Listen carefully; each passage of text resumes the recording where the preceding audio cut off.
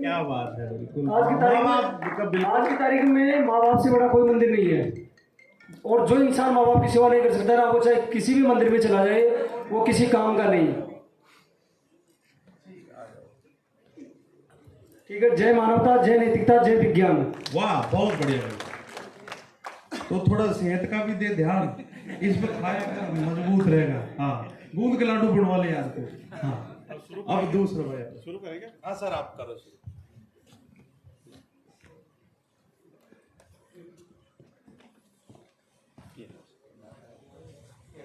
मैं चाहूंगा गजराज जी आकर के कुछ जादू टोने अंधविश्वासों का भेद खोले प्रैक्टिकल करके, ताकि बहुत सारी चीजों का आपको पहले पता लग जाएगा। मेरे बोलने से पहले भी चीजें होती क्या।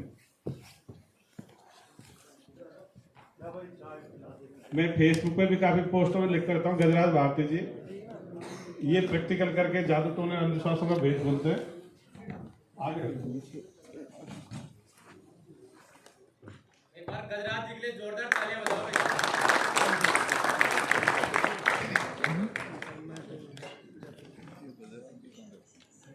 तो कोई ऐसा व्यक्ति जिसने पहले प्रोग्राम नहीं देखा हो तो वो आ जाए आगे, जिसने पहले देखा नहीं हो गजराज जी का प्रोग्राम। वो हम तो जिसने नहीं देखा शर्ट पहन के क्यों आ जाए, ऊपर आए। ऊपर ही आएगा। नहीं ठीक है। मैं भी जाऊं क्या? हाँ जाओ। चलो।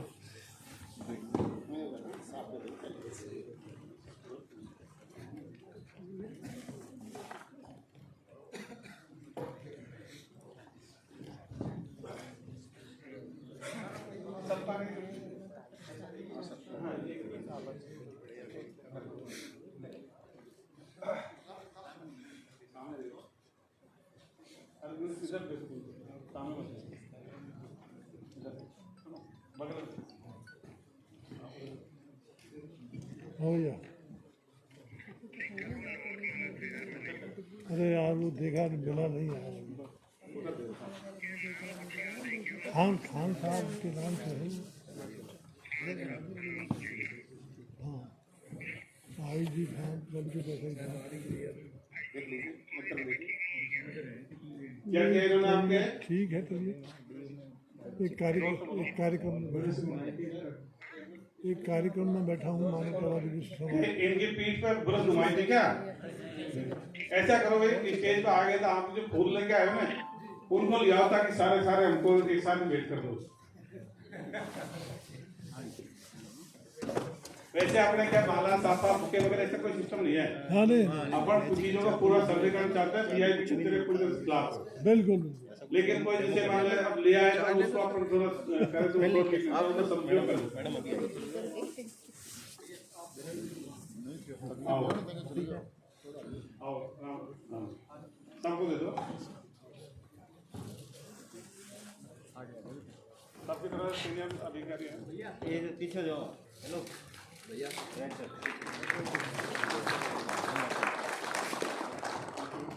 हमारे वो नाम सुना हुआ जो भी लेके आए होंगे आप अब बेटा भी गजराज जी दिखाएंगे। और तो विज्ञान क्षेत्र के काम में इस तरह के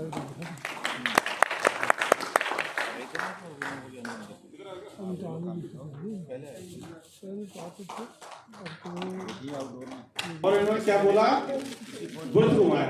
वो क्यों बोला, इसके पीछे साइंटिफिक रीजन है, साइकोलॉजिकल रीजन है।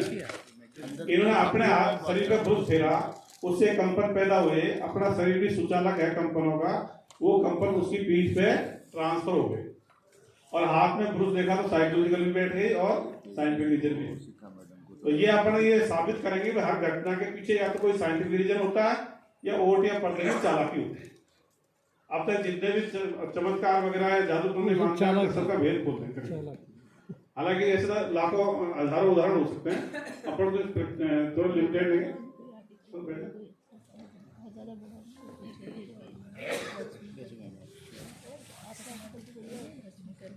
क्या नाम आपका? गोवर्धन। अब कहते हैं साहब हमारे घर में कोई प्रॉब्लम है, ऐसे कई लोग कहते हैं ना अपने, क्योंकि अभी ग्यारह लाल जी ने बोला डॉक्टर साहब ने, अभी ट्रांजिशनल फेज है। तो वर्तमान में चीजें चल रही है वो भी अपन को पता है, अपन को कहाँ ले जाना लक्ष्य भी अपन को पता है। तो अपने कई लोगों के घर में रहते हैं, हमारे घर में कोई प्रॉब्लम तो है। तो जैसे अब इनको ले लेते हैं, आपके घर में कोई प्रॉब्लम रहती है क्या? हाँ, तब इनकी क्यों समस्या रहती है तो उसका कारण ये गजराज जी बता देंगे इनकी समस्या क्यों रहती है इनके घर में। इसमें क्या लिखा हुआ ये कागज है, इसमें पहले से कुछ लिखा हुआ है क्या? कुछ नहीं, हमसे कह दो। Mic mic mic mic mic उसने लिखा डाल दीजिए, हाथ रख दो, इसके ऊपर हाथ रखो, हाथ रखो। क्या नाम बताया? गोवर्धन जी के घर में जो समस्या होगी इसमें लिखी हुई आ जाएगी, ठीक है? कागज में कुछ नहीं है, निकालिए, बताइए सबको क्या लिखा है। प्रेत प्रकोप क्या है इनके घर में, बताइए सबको, बताइए। प्रेत प्रकोप इनको इधर दिखाइए, यूं करके। इनके इससे कागज पे लिखा गया है कि घर में प्रेत प्रकोप है, इनकी आर्थिक समस्या की मतलब अर्थव्यवस्था की समस्या रहती है। जो भी है सारी समस्या खत्म हो जाएगी। इनके प्रेत को यहाँ बुला लेते हैं, ठीक है? देख,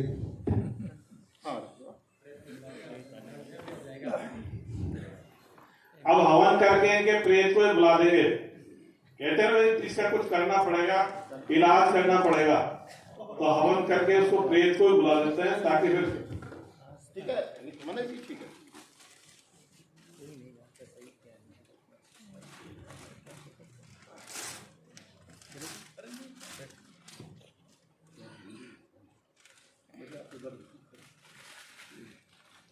इसके लिए क्या है, हवन करना पड़ेगा, और हवन के लिए धूप की जरूरत है। धूप मेरे पास में है,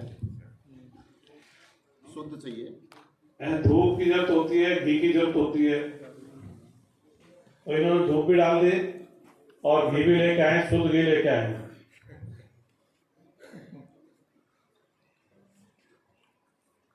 अब क्या, मैं मंत्रों का जाप करूंगा, ठीक है? अब वो जैसे तांत्रिक कहते हैं, मंत्रों का जाप करते हैं, फिर वो प्रकट हो जाता है, अग्नि के रूप में प्रकट हो जाता है प्रेत वगैरह। देखना भाई, इनका प्रेत रूठा हुआ है जो आ नहीं पा रहा, मतलब टाइम ले रहा है, इसीलिए तो आर्थिक समस्या घर में आ गई। अब कुछ तो नजदीक आ रहा, गेट में घुस गया।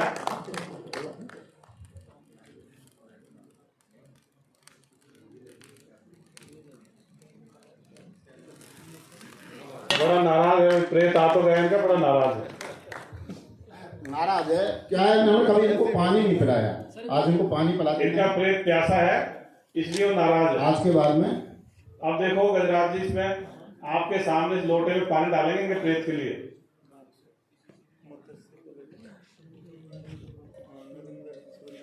भाई क्या नाम बताया?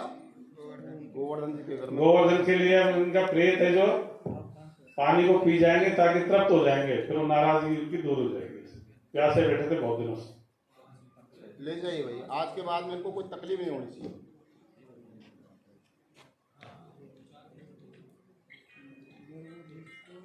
पानी गायब हो गया, प्रेत ले गया पानी को। अब इनको थोड़ा सा उसका चरना मत दे दो, उसका झूठा, ताकि लेकिन हम ऐसे नहीं मानेंगे भाई, वो चढ़ना मत दे इसके लिए, जब जाके मानेंगे वो खुश हैं। आज के बाद में कोई तकलीफ नहीं होगी भाई, ठीक है? हाँ भाई, थोड़ा सा चढ़ना मत दो गोवर्धन जी के लिए, ये लीजिए चढ़ना मत दीजिए। अब अपने काफी अपने साथी आए, बाहर से आए, उनको भी सबको चरना मत दे दो ताकि सबकी कृपा हो जाएगी।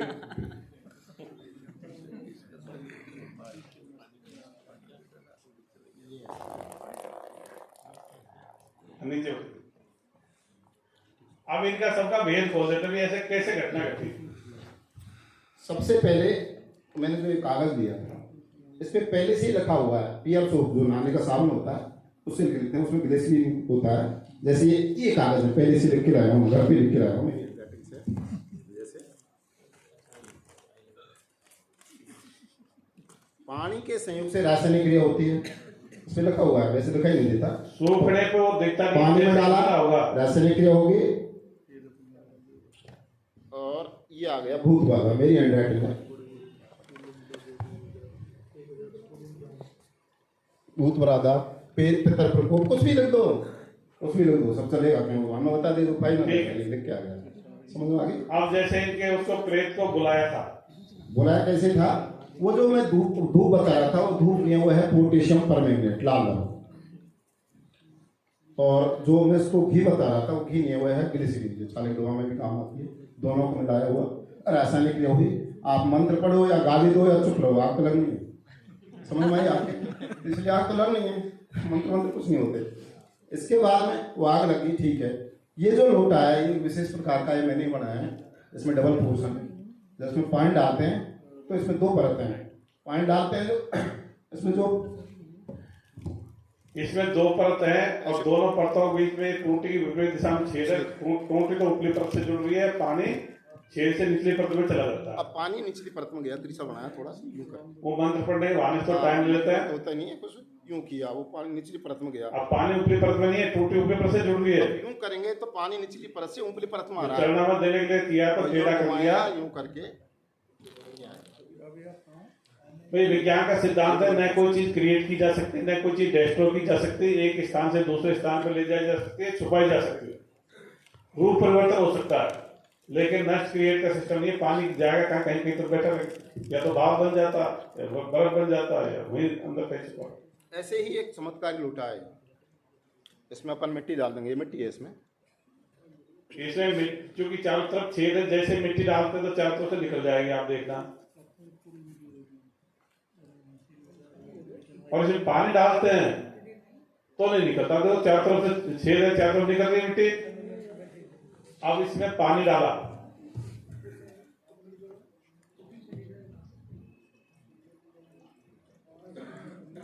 तो पानी नहीं निकल रहा, तो लोगों को जैसे अचंभा सा लगता है। तो इसमें भी क्या है, इसमें भी डबल पोर्शन है। अब इसमें देखो रेत भी सूखी निकलेगी और पानी भी साफ निकल जाएगा। बड़ा अचंभा सा होगा, सब एक जगह से दोनों चीज, सूखी रेत और पानी। इस तरह से पंजाब वगैरह में बहुत ठगते हैं लोग, इसको किसी और का नाम लेके। इसके भी डबल पोर्शन है। इसमें भी क्या, एक हांडी 2 पेट वाला सिस्टम है, तो एक पोर्शन में कहीं भी डालो, उसमें मिट्टी पानी डालो, अंदर घाटे वाले जाएगा, कि 6 वाले में डालेंगे तो निकल जाएगा।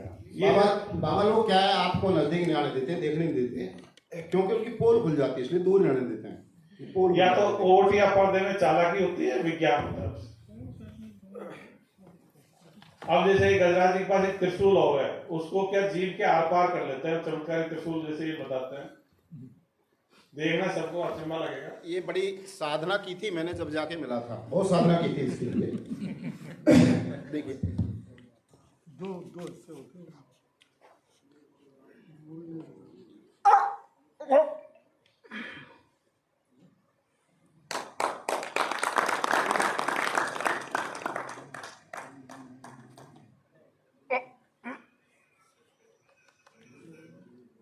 जीभ भी कोई दिक्कत नहीं, खून पिछले जगह जीभ में छेद होगा तो छेद भी नहीं है, खून भी नहीं निकला। कैसे किया, चालाकी है।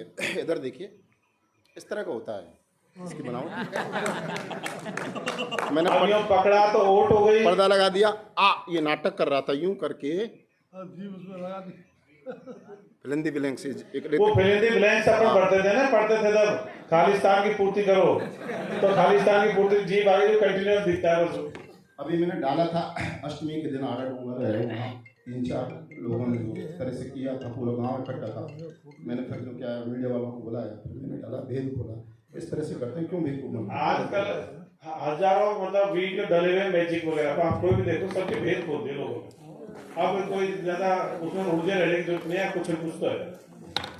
बड़े बड़े सर्कस वगैरह या मतलब उसमें होता है, मैजिक से होता है उसका। ऐसे ही ये तलवार है, इसको मैं अपने पेट में घुसा लेता हूँ। देखिए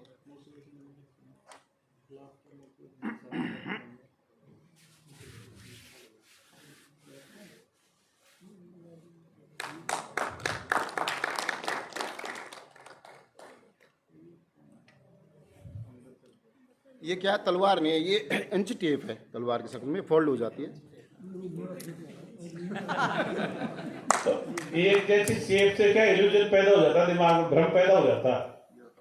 इसी लोगों भ्रम के चक्कर में वो पत्थर की मूर्ति को पूज देते हैं, वो भी उससे इल्यूजन हो जाता है। कुछ नहीं, सारी चालाकी है। अगर किसी ने अंगूठी पहन रखी है तो मैं बताता हूँ, भाई वो अंगूठी उसको सूट कर रही है नहीं कर रही है ये बता देता है गजराज जी। और अगर कोई सूट नहीं करती तो ये फिर उसकी दूसरी को अच्छे सूट वाले देते हैं। तो पी के मस्ती कहाँ है? हाँ सर, है क्या अंगूठी? नहीं है। नहीं मेरी तो बेच खाई। और किसी हाँ ये खड़े थे साथ के पास में। क्या नाम है आपका? अभिषेक ने पहन रखे, इनकी अंगूठी को चेक कर देते हैं। ये इस पानी से आगे लो, आगे अगर पानी का कलर बदल जाए, थोड़ा आगे ले लो, देखे लो बस ये पानी डालेंगे, अगर कलर बदल गया तो अंगूठी सूट करती है, नहीं बदला तो सूट नहीं करती। उसे डिपेंड देखते हैं भाई, पानी का रंग नहीं बदला इसका मतलब अंगूठी सूट नहीं करती। भले ये सोने चांदी की हो सकती है, कीमती तो हो सकती है, लेकिन वो सूट वाली बात नहीं है इसमें। क्या नाम है आपका? अभिषेक जी। अभिषेक तो राशि के अनुसार पहनाते हैं इनको। जैसे ठगते हैं ना, और उसका अपन पीछे इसका रीजन बताते हैं कि ये है क्या इसमें। छोड़ दो उसको। अब गजराज जी अंगूठी पहनाएंगे, थोड़ा हो सकता है अंधेरे में कम दिखता हो, लेकिन अगर पानी का कलर चेंज हो गया तो समझो सूट करके आपसे 11,000 रुपये ले लेंगे, आपके सारे काम हो जाएंगे। ठीक है, इधर देखिए हुआ क्या, चेंज हुआ क्या? कलर चेंज हो गया, इसका मतलब इनको सूट कर गई। लेकिन अब ये तो ज्यादा कीमत लेंगे जो सूट करके, इनके लिए तो जीवन मरण का प्रश्न हो गया। इस तरह से ये अंगूठी इस तरह से ठगते रहते हैं। इसमें है क्या? इसमें जो अंगूठी है ये केस्टोफिन नाम की गोली मार्केट में मिल जाती है, 25-26 रुपए की कली मिलती है गोली।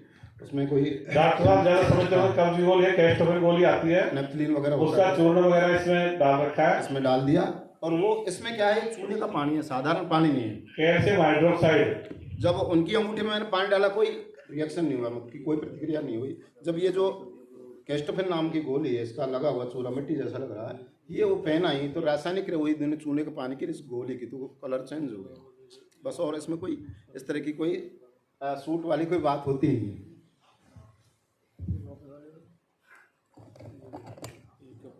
अब जैसे अपने लोग रामायण में आते सब पत्थर तैर जाता है, ईंट तैर जाती है, ऐसा प्रसंग आता है।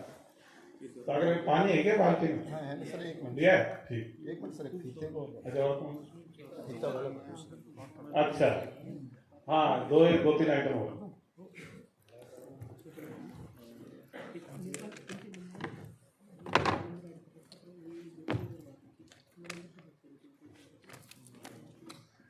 ये फीता दिखाई दे रहा है आपको, इसको मैं गायब करूंगा। ठीक है, सबके सामने ध्यान देना।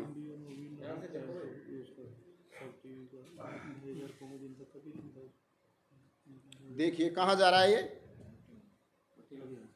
मुट्ठी में जा रहा है सबके सामने, देखते रहिए। अब ये मत कह देना हमारी नजर बांधने से, पूरी नजर रखना इस पर। हाँ,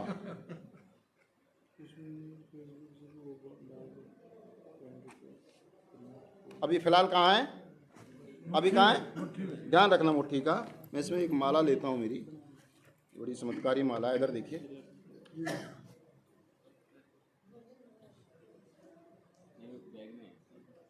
गायब कर दिया। किससे गायब हुआ? मंत्र सकते हैं चालाकी से। चालाकी से। चालाकी क्या है?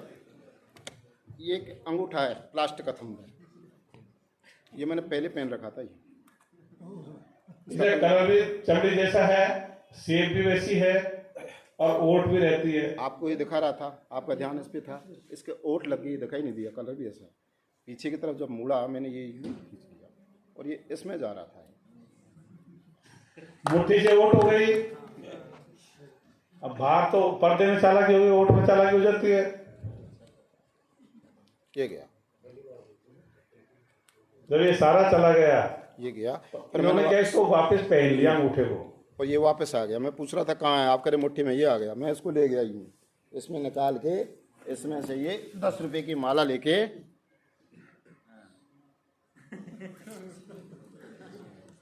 लखा बहरावंडा, ये लखा बहरावंडा एक गांव है, वहाँ पर हम गए थे। जब पूरी मीटिंग हो गई, उसके बावजूद भी एक टीचर था आके मुझसे कर, भारती जिस माला को 50,000 रुपये में दे दो। इस तरह के लोग हैं अभी, वो भी चलता रहेगा। अब एक डिब्बा है इनका, उस पर ये फल वगैरह मंगवा देता है गजराज जी, चमत्कारी डिब्बा है।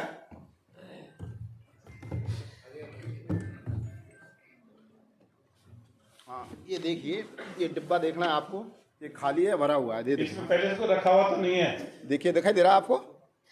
खाली दिखाई दे रहा है, ठीक है।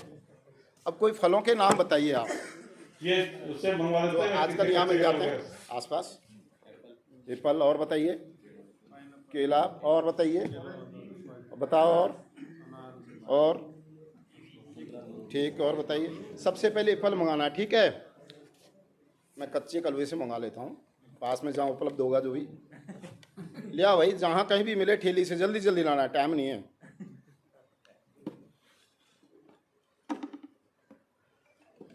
नहीं नहीं, अमरूद नहीं, पहले एप्पल लाना है। ये क्या आ गया? एप्पल। फिर अनार लाना भाई, नहीं केला नहीं, अनार। ये क्या आ गया? अनार। अब ये मंत्र शक्ति से आ रहा है, चालाकी से आ रहा है? चालाकी से आ रहा है, मंत्र तो होता ही नहीं है। चालाकी क्या है, इधर देखिए, इसमें क्या डबल पोर्शन है, इसमें एक शीशा लगा हुआ है। ये जो अपन को डिब्बा खाली दिखता है, पूरा खाली नहीं है, ये आधा खाली है, नीचे का पोर्शन, और ऊपर का खाली जो नीचे की इमेज है, शीशे से इमेज बन जाती है। ये शीशा 45 डिग्री पे लगा हुआ है, विज्ञान है। इसमें एक सेब को रख के देखो नीचे, जब पता लग जाएगा। इसमें यहाँ डालेंगे तो नीचे की देखो, आप देखो सेब की इमेज बन रही है, नहीं बन रही है? तो वैसे वो इमेज की वजह से खाली दिखता है। इसके दूसरे पोर्शन में ये फल फ्रूट रख लेते हैं, इधर दूसरा पोर्शन है, इसे रख लेते हैं। इसमें एक काफी सामान ये मैं रख के लाया हूँ, जो भी उपलब्ध है। अब आप 10-5 के नाम लोगे, मुझे पता है इसमें कौन सा है, वही निकालूंगा मैं। पाइनएप्पल का मैंने नेगलेक्ट कर दिया, है ही नहीं, इसमें कहाँ से आएगा? जादू टोना वगैरह इस तरह की कोई चीज है ही नहीं। ओट या पर्दे में चालाकी होती है, विज्ञान होता है, इसके अलावा कुछ भी नहीं होता। अब जैसे रामायण में कहते हैं साहब, वो नल नीर के हाथ से पत्थर तैर जाते थे। कोई बात नहीं, आगे आप मैडम के साथ चेक करते हैं। मैडम देखिए जी, आओ मैडम। हाँ, तो इनके हाथ से अगर पत्थर तैर गया तो सच है, नहीं तो फिर नहीं।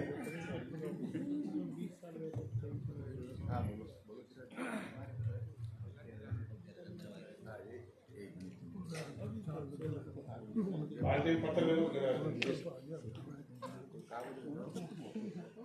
कहते हैं साहब, नल नीर के हाथ से पत्थर तैर जाते हैं। देखते थे मैडम में सच है कि तैरा नहीं तैरा, तैर गया पत्थर। क्या नाम मैडम आपका? सुनीता। सुनीता में सच है, सुनीता जी में इनके लिए ताली बजाइए। वो घबराती आई थी। क्या तैर गया क्या सर? तैर गया। अब आपका हाथ तो घर में बहुत खुशी का भाव रहेगा, देखो मैडम का हाथ, इसीलिए क्लोज से दे रहे हैं। नहीं सर, वो जब रामचंद्र भगवान को पुल बन रहा था ना, तो रामचंद्र भगवान ने खुद ने भी एक पत्थर पे श्री राम लिख के उसको तैरा दिया, तो वो डाला तो पानी में डूब गया वो। फिर हनुमान जी देख रहे थे कि भगवान फ्रस्ट्रेशन में आ जाएगा, बोला सर आप जिसको डुबोगे वो साला ऊपर सकता है क्या? तो वो बढ़िया बात है, और ये बढ़िया करा तुम। ऐसे मुझे तेरा आप भी आ जाओ सर, आपका देखिए। हाँ, दोनों को फिर घर में नहीं, तो फिर मैं तो सब में पास हो गई, तुम रह गए, तो फिर ठीक है। तो सीमेंट की ईंट है इनके लिए, जब देखते हैं सीमेंट की ईंट तैरती है, नहीं तैरती। मन लगा से मेरा कालिए का नहीं तैरेगा ये। सीमेंट की ईंट है, देखते हैं तैर जाएगी, तैर तो रही है अभी तक तो। ये सीमेंट कहाँ है? इसमें तो वजन ही नहीं था। अरे तब इसको चबा के देख लो, सीमेंट भी। हाँ है तो ये बिल्कुल ऐसा ही, वजन कम कर रखा है इसका, है ना? हाँ, तो अपन जानते हैं तैरने में आर्किमिडीज का सिद्धांत लगता है, विज्ञान का सिद्धांत है। हाँ, भाई किसी वस्तु के द्वारा हटाया गया पानी का भार वस्तु से ज्यादा होगा तो वस्तु तैरेगी, कम होगा तो डूबेगी। उत्प्लवन बल। हाँ, उत्प्लवन। क्या बात है, मेरे को पता है। तो ये जो सीमेंट की ईंट है, इसकी बनावट इस तरह की है कि इसमें अंदर हवा के बुलबुले हैं, इसलिए हल्की है, इसलिए तैर गई। और वो जो पत्थर है वो भी कोरल रीफ है, मूंगे की चट्टान है, इसकी बनावट ऐसी है, उसमें भी हवा के बुलबुले, इसलिए तैर गई। तो वो नल नीर देखते होंगे कि ये हल्का पत्थर है, मूंगे की चट्टान है, इसको डाल दो ये तैर जाएगा, और जो असली पत्थर है वो डूब जाएगा। जय विज्ञान, सही बात है सर। समय देख देते हैं, किसी का खराब चल रहा है, सही चल रहा है, घड़ी वाला हो कोई तो अच्छा, कोई कई बार कहते हैं साहब दिनमान खराब चल रहा है, तो किसी के पास घड़ी हो तो आ जाए, उसका दिनमान चेक कर देते हैं। पीछे क्यों जा रहा है? आ जाओ, कोई बात नहीं। कोई दूसरा बच्चा, अगर इनका दिनमान खराब होगा तो चलती हुई घड़ी बंद हो जाएगी।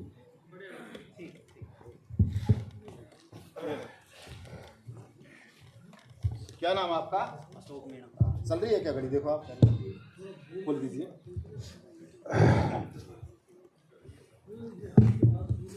एक मिनट अशोक जी, ध्यान से देखना सर। आप देखिए जरा, मुझे क्या कम दिखाई देता है सर? मेरे को भी उससे भी कम दिखता हाँ देखिए। है।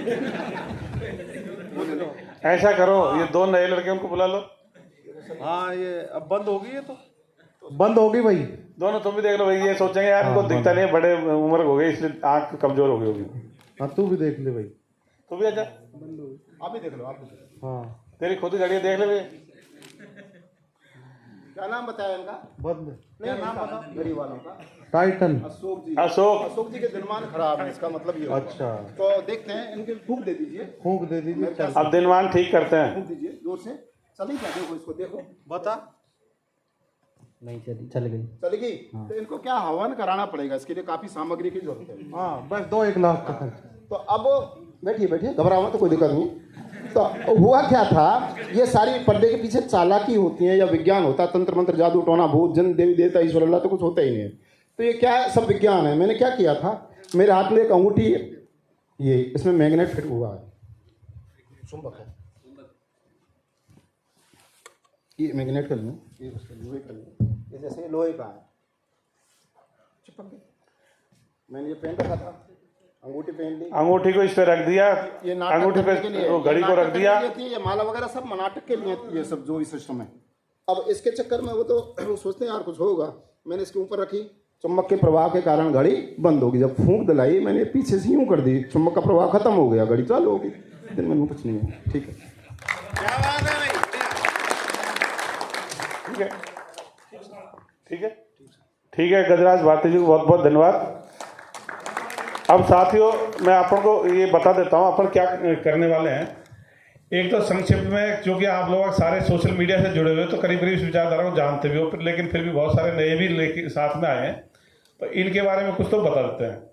उसके बाद में हमारे बहुत सारे साथी बाहर से आए, तो अपने सब्जी पूड़ी का प्रोग्राम रखा खाने का, और अपन उसके बाद में वो कंटिन्यूस भी रख लेंगे।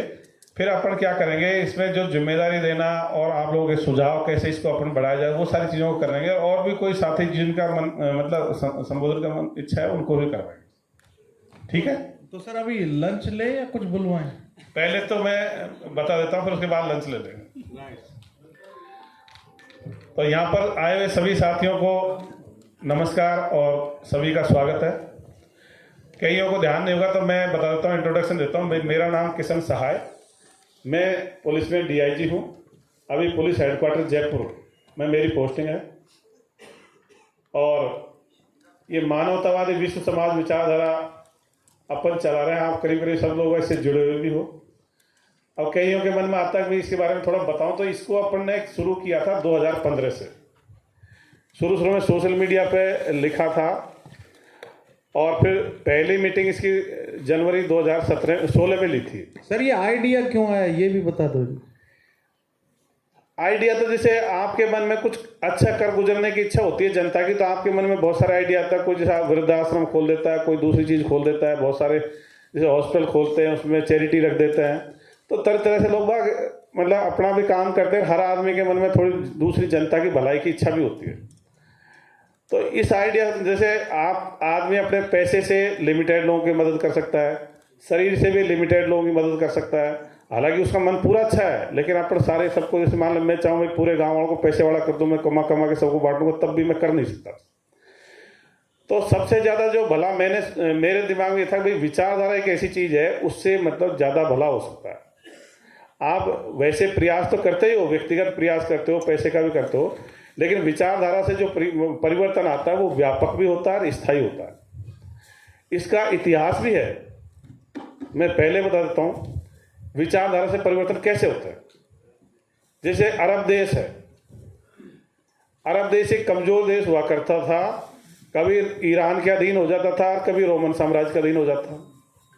फिर वहाँ एक इस्लाम नाम की विचारधारा आई, उसको उन लोगों ने अपनाया। हालांकि उस समय सभी जगह विज्ञान में सब बराबर थे, लेकिन उसके आधार पर वो एकजुट हो गए। वो एकजुट हुए तो उन्होंने मतलब हजारों साल तक तो सुपर पावर रहे और अपने सिंधु नदी से लेकर के स्पेन तक का शासन खड़ा किया। तो जो विचारधारा से जो परिवर्तन आते हैं वो दीर्घायु होते हैं, व्यापक होते हैं और वो पूरी मानव सभ्यता को दिशा देके जाते हैं। लेकिन अब ये पता लगा कि ये जो धार्मिक विचारधाराएं थी वो सबकी सब फेल हो रही हैं, उनसे आगे भी नहीं बढ़ रहा, वो मतलब स्टैग्नेशन आ गया है मानव सभ्यता में। और बहुत सारे देशों ने, लोगों ने जिसको छोड़ करके आगे बढ़े विज्ञानवाद के हिसाब से, वो प्रगति पा गए। तो इसलिए ये दिमाग में मेरे, क्योंकि अब हर आदमी मैं यहाँ जितने भी आए मैं उनके लिए भी कह देता हूँ, उनके मन में कम ज़्यादा जनहित की भावना पहले से ही है और इस विचारधारा से भी लोग वही जुड़े हैं जिनके मन में कुछ न कुछ करने की इच्छा पहले से थी। अगर मान लें अपने शून्य है, उसको करोड़ों से गुणा कर लेंगे तो शून्य आएगा, लेकिन अगर 10 की घात -10 है, उसको अगर गुणा करते करते वो प्लस में आ जाएगा, एक से बड़ा हो जाएगी संख्या। तो इसलिए किसी किसी के दिमाग में, किसी के दिमाग में जैसे कविताएं आती है, जैसे आपके दिमाग में पी.के. मस्त कवि जी हैं, किसी के दिमाग में कहानीकार होता है, कोई संस्मरण लिखता है, कोई उपन्यासकार होता है, तो ऐसे मेरे दिमाग में विचारधारा विषय है। अभी ज़्यादा से ज़्यादा भला कैसे हो। ठीक, ये कह रहे हैं भाई खाने में 1 घंटा लगेगा, मैंने ठीक है कोई दिक्कत नहीं है, तो इसमें अब चल कंटिन्यूस इस टाइम हो जाएगा। तो इस तरह से मैं करीब 20-25 साल से किसी भी धार्मिक गतिविधि में भाग भी नहीं लेता था और मैं कभी मानता भी नहीं था। जैसे मैं कई जगह जाता हूँ तो कई लड़के जैसे नए नए होते हैं, साहब मैं आपकी गारंटी लेता हूँ कि आप लक्ष्मी पूजन करते होंगे। मैंने भाई आप कब से जानते हो? अक्सर अभी से जानने लगा हूँ, तो मेरी गारंटी क्यों ले रहे हो? तो वैसे प्रेजुडिस हो जाते हैं लोग, वो देखते हैं मैं जैसा हूँ तो ऐसे सारे हो गए होंगे, पहले से चल रहे होंगे। तो मैं तो 20-25 साल ऐसे हो गए होंगे, शायद मैं नहीं मानता और कोई धार्मिक गतिविधि में भाग नहीं लेता और व्यक्तिगत भी नहीं करता। ऐसा नहीं है कि जैसे बहुत सारे लोग ऐसा कई कहते हैं घर पे करते हो, मुझे क्या परेशानी आ रही है घर पे करते, तो ओपनली भी कह देते हैं चीज़ों को, तो डबल रोल की कोई जरूरत भी नहीं पड़ रही इसमें। तो मानव वर्तमान समाज कैसा है, जैसे अपने डॉक्टर साहब घासीलाल जी ने बताया था, अपना ट्रांजिशनल पीरियड में है। तो वर्तमान समाज हमारा कैसा है? हम अंधविश्वासों में डूबे हुए हैं, जातियों में बटे हुए हैं, धर्मों में बटे हुए हैं, बेईमानी का बोलबाला है, नस्ल भेद भी है, ऐसा है। हमारा लक्ष्य क्या है कि समाज ऐसा हो, अंधविश्वास मुक्त, वैज्ञानिक दृष्टिकोण, परंपरागत धर्म विहीन, जाति विहीन, नस्ल भेद मुक्त, साहसी, शिक्षित, स्वस्थ और उच्च नैतिक मूल्य वाले मानवतावादी विश्व समाज का निर्माण करना अपना प्रमुख लक्ष्य होना चाहिए। लक्ष्य का मतलब जैसे अपन सभी समझते हैं, पर मैं थोड़ा सा एलोबरेट कर देता हूँ। जैसे कोई बच्चा 6ठी क्लास में पढ़ता है और उसका लक्ष्य है भाई मुझे डॉक्टर बनना है, तो कैसे प्राप्त करेगा लक्ष्य को? वो 7वीं क्लास पढ़ेगा, 8वीं पढ़ेगा, 9वीं पढ़ेगा, 10वीं पढ़ेगा, 10वीं 11वीं में जाके बायोलॉजी साइंस लेगा, बायोलॉजी साइंस के बाद में नीट वगैरह की परीक्षा देगा, फिर उसमें सफल होगा तो MBBS करेगा, इस तरह से बनेगा। तो लक्ष्य का मतलब धीरे धीरे धीरे उस तरफ बढ़ना है। तो वर्तमान समाज से हमको इधर का हमारा लक्ष्य है, इस तरह से जाना है। अपन मान ले पहाड़ पे चढ़ना है, नीचे खड़े हैं तो चोटी पे कैसे जाएंगे? एक एक कदम बढ़ाते जाएंगे, वो ऐसे लक्ष्य पूरा करेंगे। तो लक्ष्य का मतलब यही है। तो अब इसमें मैं बिंदुवार थोड़ा सा बता देता हूँ। पहला बिंदु है अंधविश्वास मुक्त। अब ये तो हर कोई कहेगा कि सब अंधविश्वास खत्म होने चाहिए। अब क्यों होने चाहिए? क्योंकि अंधविश्वास वो सारी झूठी बातें और मान्यताएं हैं जिनका कोई अस्तित्व नहीं है। अब जिन चीज़ों का कोई अस्तित्व नहीं हो उसमें हमारे क्यों तो पैसे खराब हों, क्यों हमारे संसाधन लगे, क्यों हमारा समय नष्ट हो। हमारा समय, संसाधन, पैसा किस में लगना चाहिए? जीवित लोगों के लिए लगना चाहिए। पहले खुद के परिवार के लिए लगाइए, फिर अड़ोसी पड़ोसी की मदद कर सकते हो, और ज़्यादा बचता है तो गांव के लिए मदद कर सकते हो, और ज़्यादा बचता है तो फिर एरिया की मदद कर सकते हो, और पूरी मानवता की मदद कर सकते हो। और करीब करीब सभी इसी पॉइंट पे चलते हैं, मतलब इस तरह से आगे बढ़ते हैं। लेकिन मुख्य है कि हमारा जीवित लोगों के लिए लगे। कई बार अपने सामूहिक रूप से मिलकर के दूसरे की मदद भी कर देते हैं। वहाँ अपन परिवार छोड़ के, जैसे मान लो कोई सोशल मीडिया पे किसी ने डाल दिया साहब ये औरत विधवा हो गई, इसके कमाने वाला कोई नहीं है, 2-3 लड़कियां हैं, कई तरह से मतलब गरीब हालत में, जमीन भी नहीं है, तो बहुत सारे लोग उनकी मदद करते हैं। ये भी मतलब मदद का तरीका है, सामूहिक रूप से मदद कर देते हैं। अब अंधविश्वास क्या बातें हैं? तो ये विचारधारा पूरी गहराई में गई है, और ये विचारधारा कहती है अगर जितने भी काल्पनिक बातें या मान्यताएं, वो सबकी सभी अंधविश्वास है। इस विचारधारा के तहत ईश्वर, अल्लाह, गॉड, वाहेगुरु, देवी देवता, भूत प्रेत, जिन्न, कच्चे कलवे, डाकण, स्वर्ग नरक, आत्मा परमात्मा, शुभ अशुभ, पवित्र अपवित्र, अवतार पैगंबर, मोक्ष, न्याय दिवस, शुभ मुहूर्त, जितने काल्पनिक बातें हैं ये सब की सभी अंधविश्वास है। ऐसा कुछ भी नहीं है। ये मतलब हालांकि वर्षों से चला आ रहा है, लेकिन इनके पीछे कोई साइंटिफिक रीजन नहीं, इसलिए सबकी सभी अंधविश्वास है। इसी तरह से ये विचारधारा ये भी कहती है, अब जितने भी हमारे पूर्वज गुजर गए, ए से लेके जेड तक, चाहे वो सामान्य पुरुष रहा हो, चाहे महापुरुष रहा हो, चाहे सामान्य महिला रही हो, चाहे महामहिला रही हो, हम सबका ही मन से सम्मान करते हैं। लेकिन कुछ एक लोगों को एक्स्ट्रा तवज्जो इसलिए नहीं देते कि फिर हमारे गुजरे हुए पूर्वजों में भेदभाव हो जाता है। हम पूर्वजों में भेदभाव नहीं करना चाहते, क्योंकि मुझे तो ऐसा लगता है कि आपके दादाजी भी उतने इंपॉर्टेंट हैं जितना कोई महापुरुष रहा होगा। महापुरुष का भी अपने जीवन में योगदान रहता है, लेकिन अपने दादाजी या पिताजी का सबसे ज़्यादा रहता है। तो बहुत सारे लोग महापुरुष तक ही सीमित रह जाते हैं, अपने परिवार को नहीं करते। तो इसलिए अपन ने ये किया, अगर सबका ही मन से सम्मान है, और सम्मान का तरीका क्या है, किसी के लिए अपमानजनक शब्द नहीं बोला, वही सम्मान है। उसके लिए भी अतिरिक्त कुछ करने की जरूरत नहीं है, सामान्य व्यवहार ही सम्मानजनक व्यवहार है। अब इसी विचारधारा के तहत कुछ चीज़ें और थोड़ी सी बता देता हूँ। जैसे कई लोग सोचते हैं अपने गांव में सब देवता भरते हैं, लोग पे शरीर लाते हैं, सब उनको श्याणा बोलते हैं, कोई भोपा बोलते हैं, कोई और कुछ बोलते हैं। तो ये विचारधारा कहती है, ये हकीकत भी है कि इनके कुछ भी नहीं भरता, ये अकेले में प्रैक्टिस कर लेते हैं, और जब वहाँ बाजा वाजा बजता है तो उसी तरह का इनको मतलब शरीर का स्वांग रच लेते हैं, उसी तरह से बोलते हैं, और शारीरिक वो समायोजन उसी तरह कर लेता है। जैसे डीजे बजता है तो अपन में से भी बहुत से लोगों का डांस करने का मन करता है, तो उसी तरह से उसका भी जो उसका बाजा बजता है तो उसको भी फिर तान आ जाती है, और वो शरीर लाने लग जाता है, लेकिन आता कुछ नहीं है। इसी तरह से जो लोगों के अपने औरतों के या लड़कियों के कई समस्या आती हैं कि साहब इसके भूत प्रेत लग गया, उनके कई बीमारियां होती हैं, जैसे सिजोफ्रेनिया हो गया, हिस्टीरिया हो गया, कोई सिंड्रोम हो गया, इस तरह की कोई साइकोलॉजिकल बीमारी होती है, उनके भी कुछ नहीं बढ़ता। लेकिन इस आधार पर जो इलाज कराने के नाम पर बहुत सारे लोग ठग लेते हैं। मैं आपको ठगी के एक दो किस्से बताता हूँ, कैसे ठगते हैं, कैसे बेवकूफ़ बनाते। ये 3 साल पहले की घटना है चौमू की। चौमू साइड में एक आदमी बीमार पड़ा एक गाँव में, तो यूपी से श्याणा लेके आया, श्याणा तांत्रिक, और वो बोला अगर भाई तुम्हारे घर में गड़बड़ है, इस घर में, इस घर को खाली करो।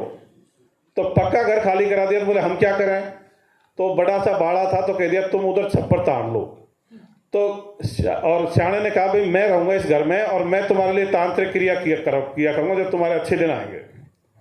और उनकी एक लड़की थी जवान सी, 15-16 साल की। उसके लिए बोला कि भाई ये लड़की घर में आया करेगी, साफ सफाई किया करेगी, यही घर में खाना बनाएगी। ऐसा ही चलता रहा 5-7 महीने, और बाद में पता लगा अब वो लड़की प्रेग्नेंट हो गई। फिर वो लड़की प्रेग्नेंट हुई तो उसको पूछा गया घर वालों ने, तो फिर उसने बताया था भाई ये श्याणा भोपे मेरे साथ घर में ऐसी हरकत करता। हालांकि उसने एक चीज़ और बताई थी कि उसका दूसरा प्रेमी था, उसकी भी बारे में बात बताई। फिर वो बलात्कार का मुकदमा दर्ज हुआ और उस श्याणे भोपे को जेल भेजा। एक मेरठ साइड की घटना है यूपी की। एक 18-20 साल की लड़की बीमार पड़ी, तो तांत्रिक के पास गए। तो तांत्रिक ने कहा भाई इस लड़की को मैं सही तो कर दूंगा, पर मैं छोटी वाली लड़की के साथ में तांत्रिक क्रिया करूंगा अलग से दूसरे कमरे में। तुम बड़ी वाली लड़की को लेकर दूसरे कमरे में रहना, और मैं इस कमरे को दूसरे कमरे में लेकर इसके साथ तांत्रिक क्रिया करूंगा। और एक चीज का ध्यान रखना कि जब ये छोटी वाली लड़की रोए तो समझ लेना कि बड़ी वाली का भूत उतर रहा है। तो ऐसे कैसे ही घटना घटी, छोटी वाली लड़की रोई, चिल्लाई, घर वाले कहेंगे हाँ अब उतर रहा है इसका भूत। बाद में जाकर के आधे घंटे बाद में जो लड़की शांत पड़ गई, जब घर वालों ने जाके देखा तो पता लगा कि वो तांत्रिक लड़की के साथ में बलात्कार कर गया था। लड़की लहूलुहान हाथ में पड़ी थी, और उसका बलात्कार का मुकदमा दर्ज हुआ। तो इस तरह से श्याणे भोपे तांत्रिक ठग लेते हैं। तो मैं ये मानता हूँ किसी के घर में कोई समस्या आए तो बराबर वालों से सलाह मशवरा ले लो, बीमार पड़े तो डॉक्टर वगैरह को दिखाओ, इसकी जरूरत नहीं है। अब ये देवता कैसे भरते हैं, मैं एक उदाहरण से बताता हूँ, रियल घटना। ये शरीर में देवता भरते हैं ना श्याणे भोपे के, तो इसका भी बता देता हूँ। 12 जिले की बात है, मेरी वहाँ पोस्टिंग थी। एक काला गोरा भैरू का मंदिर था, तो उसमें क्या थे कि एससी वर्ग वालों को चढ़ने नहीं देते। तो एक आदमी चला गया तो उसका जो वो था पुजारा, उसने उसके साथ मारपीट करके धक्का मुक्की करके भगा दिया। अब वो पुलिस तक शिकायत आई, कोई जागरूक आदमी था, उसने एसपी तक भी मतलब शिकायत कर दी। मैं वहाँ पर गया, थानेदार जी साथ में थे, और उन्होंने दो तीन दिन का हमको अल्टीमेटम दिया था भी, जैसे 17 जून की घटना थी, 20 जून को हम इस मंदिर में घुसेंगे, मतलब इस तरह से अल्टीमेटम दिया था। तो 19 तारीख को हम वहाँ गए, तो 1500 आदमी 10-20 गाँव के इकट्ठे हो गए। थानेदार जी थे, मैं था, 5-7 सिपाही थे। और पता हो क्या कर रहे थे? उस मंदिर के आगे बल्ली लगा रहे थे और बल्ली गाड़ रहे थे। मैंने भाई ये क्यों कर रहे हो? कि साहब आज से हम ये नियम बना रहे हैं कि आज से हम भी नहीं जाएंगे आगे, कोई और भी नहीं जाएगा। मैंने यार उनको रोकने के लिए तो दूसरे नियम जरूर बना सकते हो, मतलब उसको समानता लाने का प्रयास नहीं कर रहे, उल्टा मतलब उसको रोकने के लिए तरह तरह के नाटक रचते। तो फिर क्या होता है कि हम उनको समझा रहे थे, वो हमारा विरोध कर रहे थे जैसे गाँव में होता है। उसी दौरान वहाँ का जो मेन घुड़ला था उसके देवता आ गया। अब जैसे ही उसके देवता भरा तो गाँव वालों ने सबने जय बोल दी उसकी। वो यूं यूं करके यूं मतलब उसने मुद्रा बनाई और यूं गिर गया, उसके देवता भर रहा था। जैसे ही गाँव वालों ने जय खत्म करी, मैंने उससे कहा मैंने उठा के फेंक दूंगा नाटक किया तो। पता उसने क्या किया? वो खड़ा हुआ और मुझे हाथ जोड़ दे, सब गलती हो गई, मेरे देवता नहीं चढ़ेगा। फिर वहाँ एक अंधविश्वास और फैला रखा था कि साहब यहाँ से पेड़ों की कोई अगर टहनी भी तोड़ ले जाता तो मर जाता है। मैंने यार मैं मर जाऊंगा, मैं तोड़ ले जाता हूँ। तो मेरा कहने का मतलब है कि तरह तरह का अंधविश्वास है, कोई देवता वेवता कुछ नहीं बढ़ते। आपको मैं गारंटी से कहता हूँ, जो कोई अगर आपके गांव में ऐसा कोई केस है जो कहता है भाई मेरा आता है, उसको आप अकेले में तसल्ली से पूछ लेना भाई तू ऐसे नाटकबाजी क्यों करता, तो बता देगा सारी बात। इसी तरह से जो अपने पुराने किस्से सुनते हैं ना, भूत प्रेत जिंद के किस्से सुनते हैं, अक्सर फलाने नाले में भूत था, बड़ के पेड़ में भूत था, या नीम के पेड़ के नीचे जिन था, ऐसे सुनते हैं अपन। ये भी कुछ नहीं थे। इसको मैं एक उदाहरण से सही बता देता हूँ, है क्या इसमें पीछे, इसके पीछे है क्या रीजन। एक गांव था मंडावर के पास में, मैं पूरा ही बता दूँ, मोनापुरा गांव था। तो वहाँ एक जिंद आता था। तो जिंद क्या करता कि साहब घी दूध भी खा जाता और औरतों के साथ में गलत काम कर जाता, अपनी मान्यता में जिंद तो कर जाता है। तो ऐसे कई घरों में कर गया। तो कुछ लोगों ने सुन लिया कि काला काला सा जिंद आता है। तो एक दिन क्या होता है कि एक आदमी पेशाब करने निकला, अंधेरी रात थी, वो पेशाब करने निकला तो उसके घर में ही जिंद आ रहा था। वो थोड़ा हिम्मत वाला था, हेल्दी आदमी था। तो वो क्या हुआ, उसने देखा भाई मैं तो मेरी पत्नी के पास नहीं आने दूंगा जिंद को। तो वो घर के आगे गेट के आगे लठ ले खड़ा हो गया। जब जिंद नजदीक आया, उसका हाथ में लठ देखा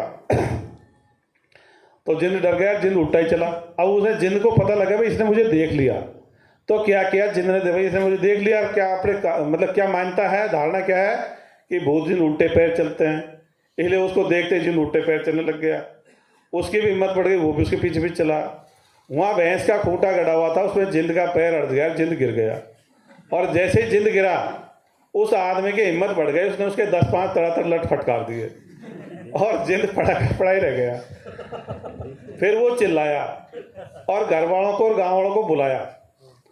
तो लोग बाग भाग के आए और सबने कहा यार जिंद पड़ा है। तो लोगों ने कहा यार देखो तो सही जिंद होते कैसे हैं, उजाड़ा करो। तो उजाड़ा मतलब उस समय दिया बाती लाए और देखा तो पता लगा गांव का एक आदमी था जो काढ़ा तेल लगा के आता था। तो ये भूत जिंद कभी भी नहीं थे, चालाक टाइप के आदमी भूत जिंद बन जाते, अपने भोड़े वाले लोग बाग उसको सही मान लेते। अब कुछ दिन पहले चोटी कटने वाली घटनाएं सुनी थी नहीं सुनी थी?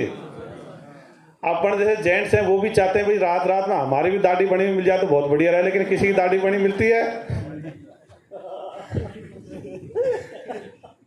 तो उसमें फिर पुलिस के पास बहुत सारी सूचना आई। तो या तो खुद औरत ने या लड़की ने चोटी काटी थी या कोई दूसरे ने काट दी, लेकिन ऑटोमेटिक बाल कभी भी नहीं कट सकते। विज्ञान का विद्यार्थी इसको, वैज्ञानिक दृष्टिकोण का इसको स्वीकार कर ही नहीं सकता।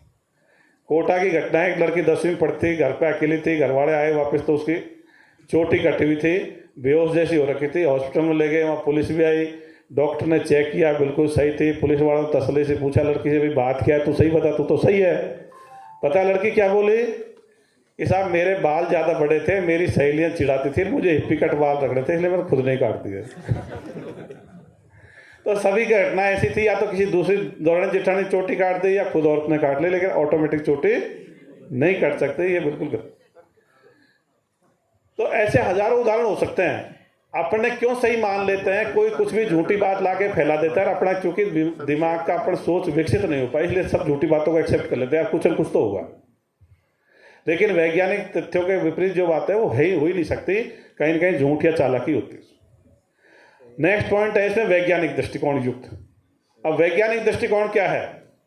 वैज्ञानिक दृष्टिकोण का मतलब जिज्ञासु मनोवृत्ति। ये शब्द अपने भारत में कम प्रचलन में है, साइंटिफिक एटीट्यूड या वैज्ञानिक दृष्टिकोण कम प्रचलन में है, पर इसको अपन को ज़्यादा से ज़्यादा प्रचलित करना है। जिज्ञासु प्रवृत्ति का मतलब हर घटना के गहराई तक जाना। जैसे पुलिस में आज तक भी ऐसी कोई सूचना हमारे पास नहीं आई FIR कि साहब ये तो मर्डर जिन्होंने कर दिया होगा, कभी एक भी FIR नहीं आती साहब ये तो लूटपाट भूत की सी लगती है, क्योंकि पुलिस गहराई में जाती है हर घटना के।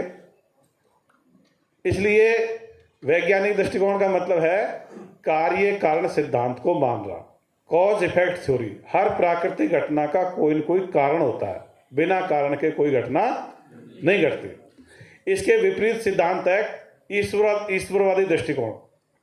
ईश्वरवादी दृष्टिकोण में क्या कहते हैं, भाई हर घटना का कर्ता भगवान या ईश्वर होता है, तो उसको बोलते हैं डूअर इफेक्ट थ्योरी। कर्ता है, डूअर है, उसका इफेक्ट पड़ रहा है। यह है कॉज है, उसका इफेक्ट पड़ रहा है।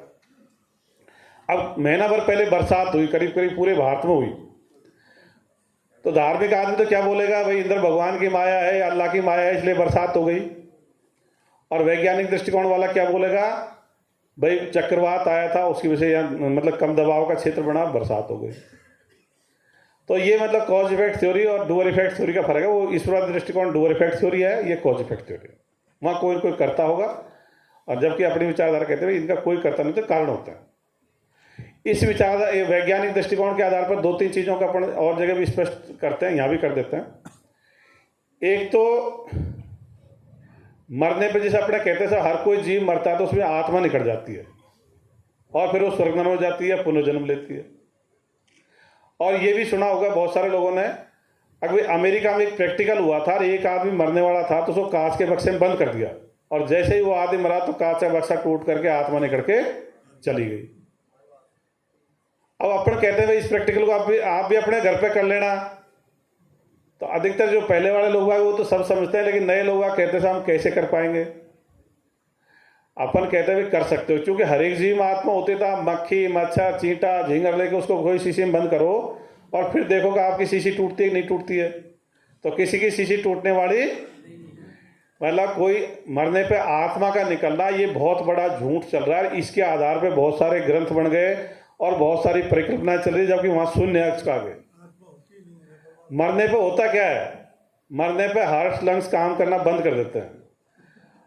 हार्ट लंग्स काम करना बंद कर देंगे तो अंदर ऑक्सीजन की सप्लाई बंद हो जाएगी, क्योंकि श्वसन के द्वारा ऑक्सीजन वहां तक जाती है। जब ऑक्सीजन रुक गई तो भोजन का ऑक्सीकरण बंद हो जाता है। जब भोजन का ऑक्सीकरण बंद हो जाता है तो शरीर को ऊर्जा बनना बंद हो जाती है। जब ऊर्जा बनना बंद हो जाती है तो जो सारी जैविक क्रिया बंद हो जाती है, शरीर ठंडा पड़ने लग जाता है। और जब शरीर ठंडा पड़ने लग जाता है, एंजाइम है, ब्लड वगैरह, इनका विघटन चालू हो जाता है। हालांकि इस मामले में डॉक्टर्स ज़्यादा एक्सपर्ट होते हैं, मेरे से मैं तो एक मतलब थिंकर के हिसाब से बात कर रहा हूँ, वो सच्ची गहराई से हो जाता है। तो मरने पर आत्मा का निकलना, फिर इसका पुनर्जन्म होना, ये मरने के बाद जितनी घटनाएं किसने कही है, जीवित लोगों ने कही है। मरने के बाद तो किसी ने कुछ कही नहीं। तो ये सारी कल्पना है, ऐसा होता कुछ नहीं है। इसलिए स्वर्ग नरक में जाना या उसका न्याय दिवस पर उसका फैसला करना, ये सब कल्पना है, ऐसा कुछ भी नहीं हो रहा। अब पुनर्जन्म क्या होता है, इस विचारधारा रखता है जो भी कोई जीव संतान पैदा करता है वो उसका पुनर्जन्म है। अपने बच्चे अपने पुनर्जन्म है, माँ बाप पूर्वजन्म है। अब कहते हैं साहब पूर्वजन्म का फल मिलता है, तो बिल्कुल मिलता है।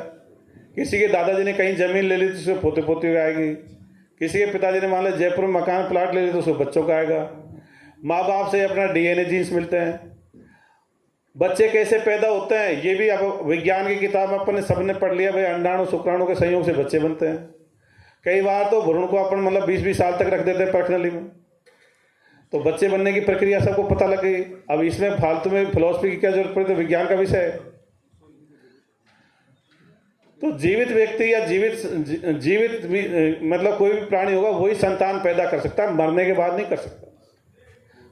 तो इसलिए जो भी संतान होती है वो उसका पुनर्जन्म ही है माँ बाप का, उसी के आधार पर फल मिलता है। अपने इस विचारधारा के तहत जो भी अब किसी के माँ बाप ने अच्छा पैसा कमाया तो उसके बच्चों को मिलेगा, किसी ने कर्जा कर लिया तो बच्चों को झेलना पड़ेगा। तो यही पुनर्जन्म है, इसके इतर नहीं होता। अगर साहब सांगानेर मर गया, साहब काणोता में जन्म ले लिया, अब वो कैसे जाएगा? क्योंकि तो पहले से अंडाणु शुक्राणु अगर मर जाएंगे बच्चा नहीं बनेगा, और पहले से जीवित है तीसरा कहाँ से आएगा? अब दशहरा मतलब दशहरी आम में कोई लंगड़ा आम घुसट जाएगा कि दशहरी के पेट में? नहीं आ सकता। तो यही पुनर्जन्म है विज्ञान के हिसाब से। और विज्ञान के हिसाब से पेड़ पौधों में वो क्षमता है जो निर्जीव को सजीव बदल देते हैं। प्रकाश संश्लेषण के द्वारा खाद पानी मिट्टी निर्जीव लेते हैं, उसको सजीव बदलते हैं। और सारे जीव जो प्राणी हैं वो तो उनको ही खाते हैं, पेड़ पौधों को शाकाहारी खाते हैं, फिर मांसाहारी उनको खाते हैं। तो पेड़ पौधों में वो क्षमता है जो सूर्य की जो प्रकाश ऊर्जा आती है उसको दूसरी ऊर्जा में बदल देते हैं, जीवन ऊर्जा में बदल देते हैं। अगला बिंदु है परंपरागत धर्मवीर। ये परंपरागत शब्द अपन ने क्यों लिया? वो इसलिए लिया कि धर्म शब्द के लोग कई अर्थ निकाल देते हैं कि साहब धर्म का मतलब तो धारण करना होता है, एक तरह से नैतिकता हो गई, तो आप तो नैतिकता को खत्म कर दोगे। कोई कहता है साहब धर्म का मतलब गुण धर्म होता है, करेक्टरिस्टिक होते हैं, साहब आग का धर्म जलाना है या पानी का गुण धर्म ठंडा करने का है, तो करेक्टरिस्टिक हो गई। अपना धर्म से मतलब है परंपरागत धर्म, जैसे ट्रेडिशनल रिलीजन्स या ऑर्गेनाइज रिलीजन बोल दो, संगठित धर्म बोल दो या परंपरागत धर्म बोल दो, जैसे हिंदू मुस्लिम सिख ईसाई जैन बौद्ध पारसी यहूदी, ये परंपरागत धर्म। ये विचारधारा कहते हुए अब इन धर्मों की जरूरत नहीं है। इसके कई रीजन्स हैं क्यों जरूरत नहीं है इनकी।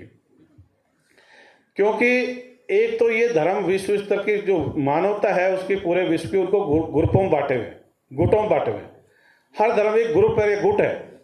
इस्लाम एक गुट है, हिंदू एक गुट है, बौद्ध एक गुट है, जैन एक गुट है। तो जब तक ये धर्म रहेंगे अपने एक नहीं हो सकते।